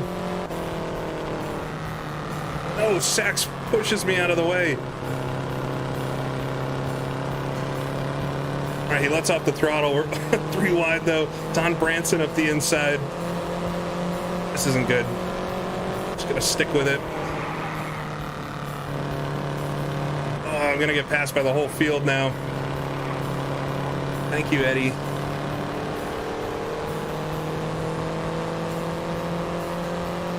Got Rathman behind me. Hopefully I can get that bottom lane into turn 1. Arnelli Jones is looking to come back.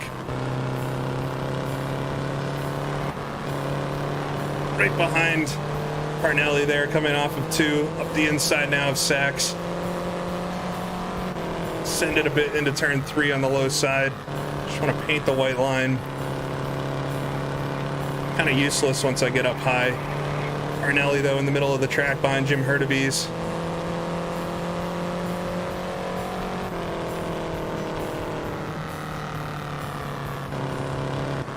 Like we got the calm music in the background too. All right, so I pulled a bit on Sachs behind so I can just focus up front. Try to just run the slow line. I think I'm decent if I get this low line going. Ooh, they touch in front. Be able to get under Hurtubise then. Arnelli Jones sneaks up in front of him. They just have so much more speed on the straightaways. I feel like my chassis is fine. I actually just need a better engine.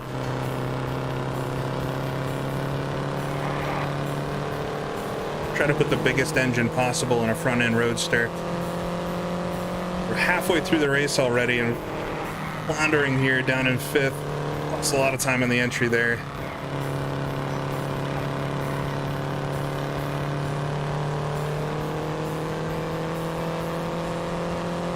Is it the transmission that's no good? I mean, I don't have to shift at all.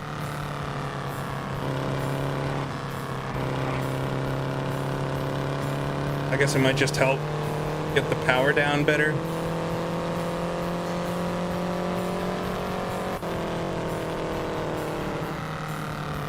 Right against the white line on the inside. Hurtubise, ooh, down in front of me.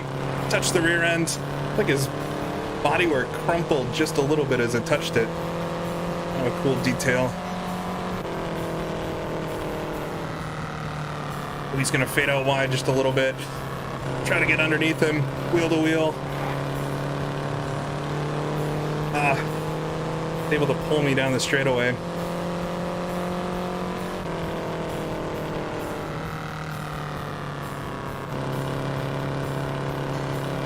Oh, make contact again coming out of 4. Oh, we're stuck together. No! Number 91 is smoking. Slide to the inside. Oh, can I get the car turned around? Oh, this has never happened before. Don't go into traffic. All right. Car is smoking quite a lot. We were just touching nose to tail and the cars kind of got stuck together.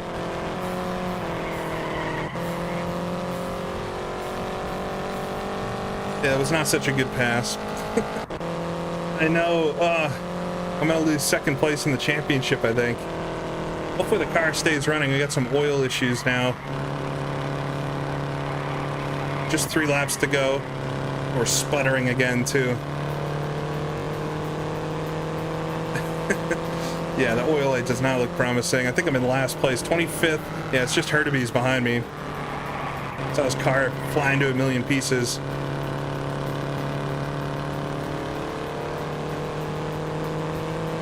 Do not think I've got any hopes of passing maybe just this one car in front here before the end, but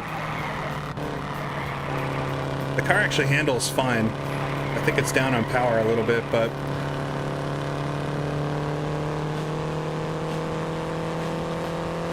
It's all right, last lap. Man. Not what I needed at the end of the season. I'm gonna lose second place.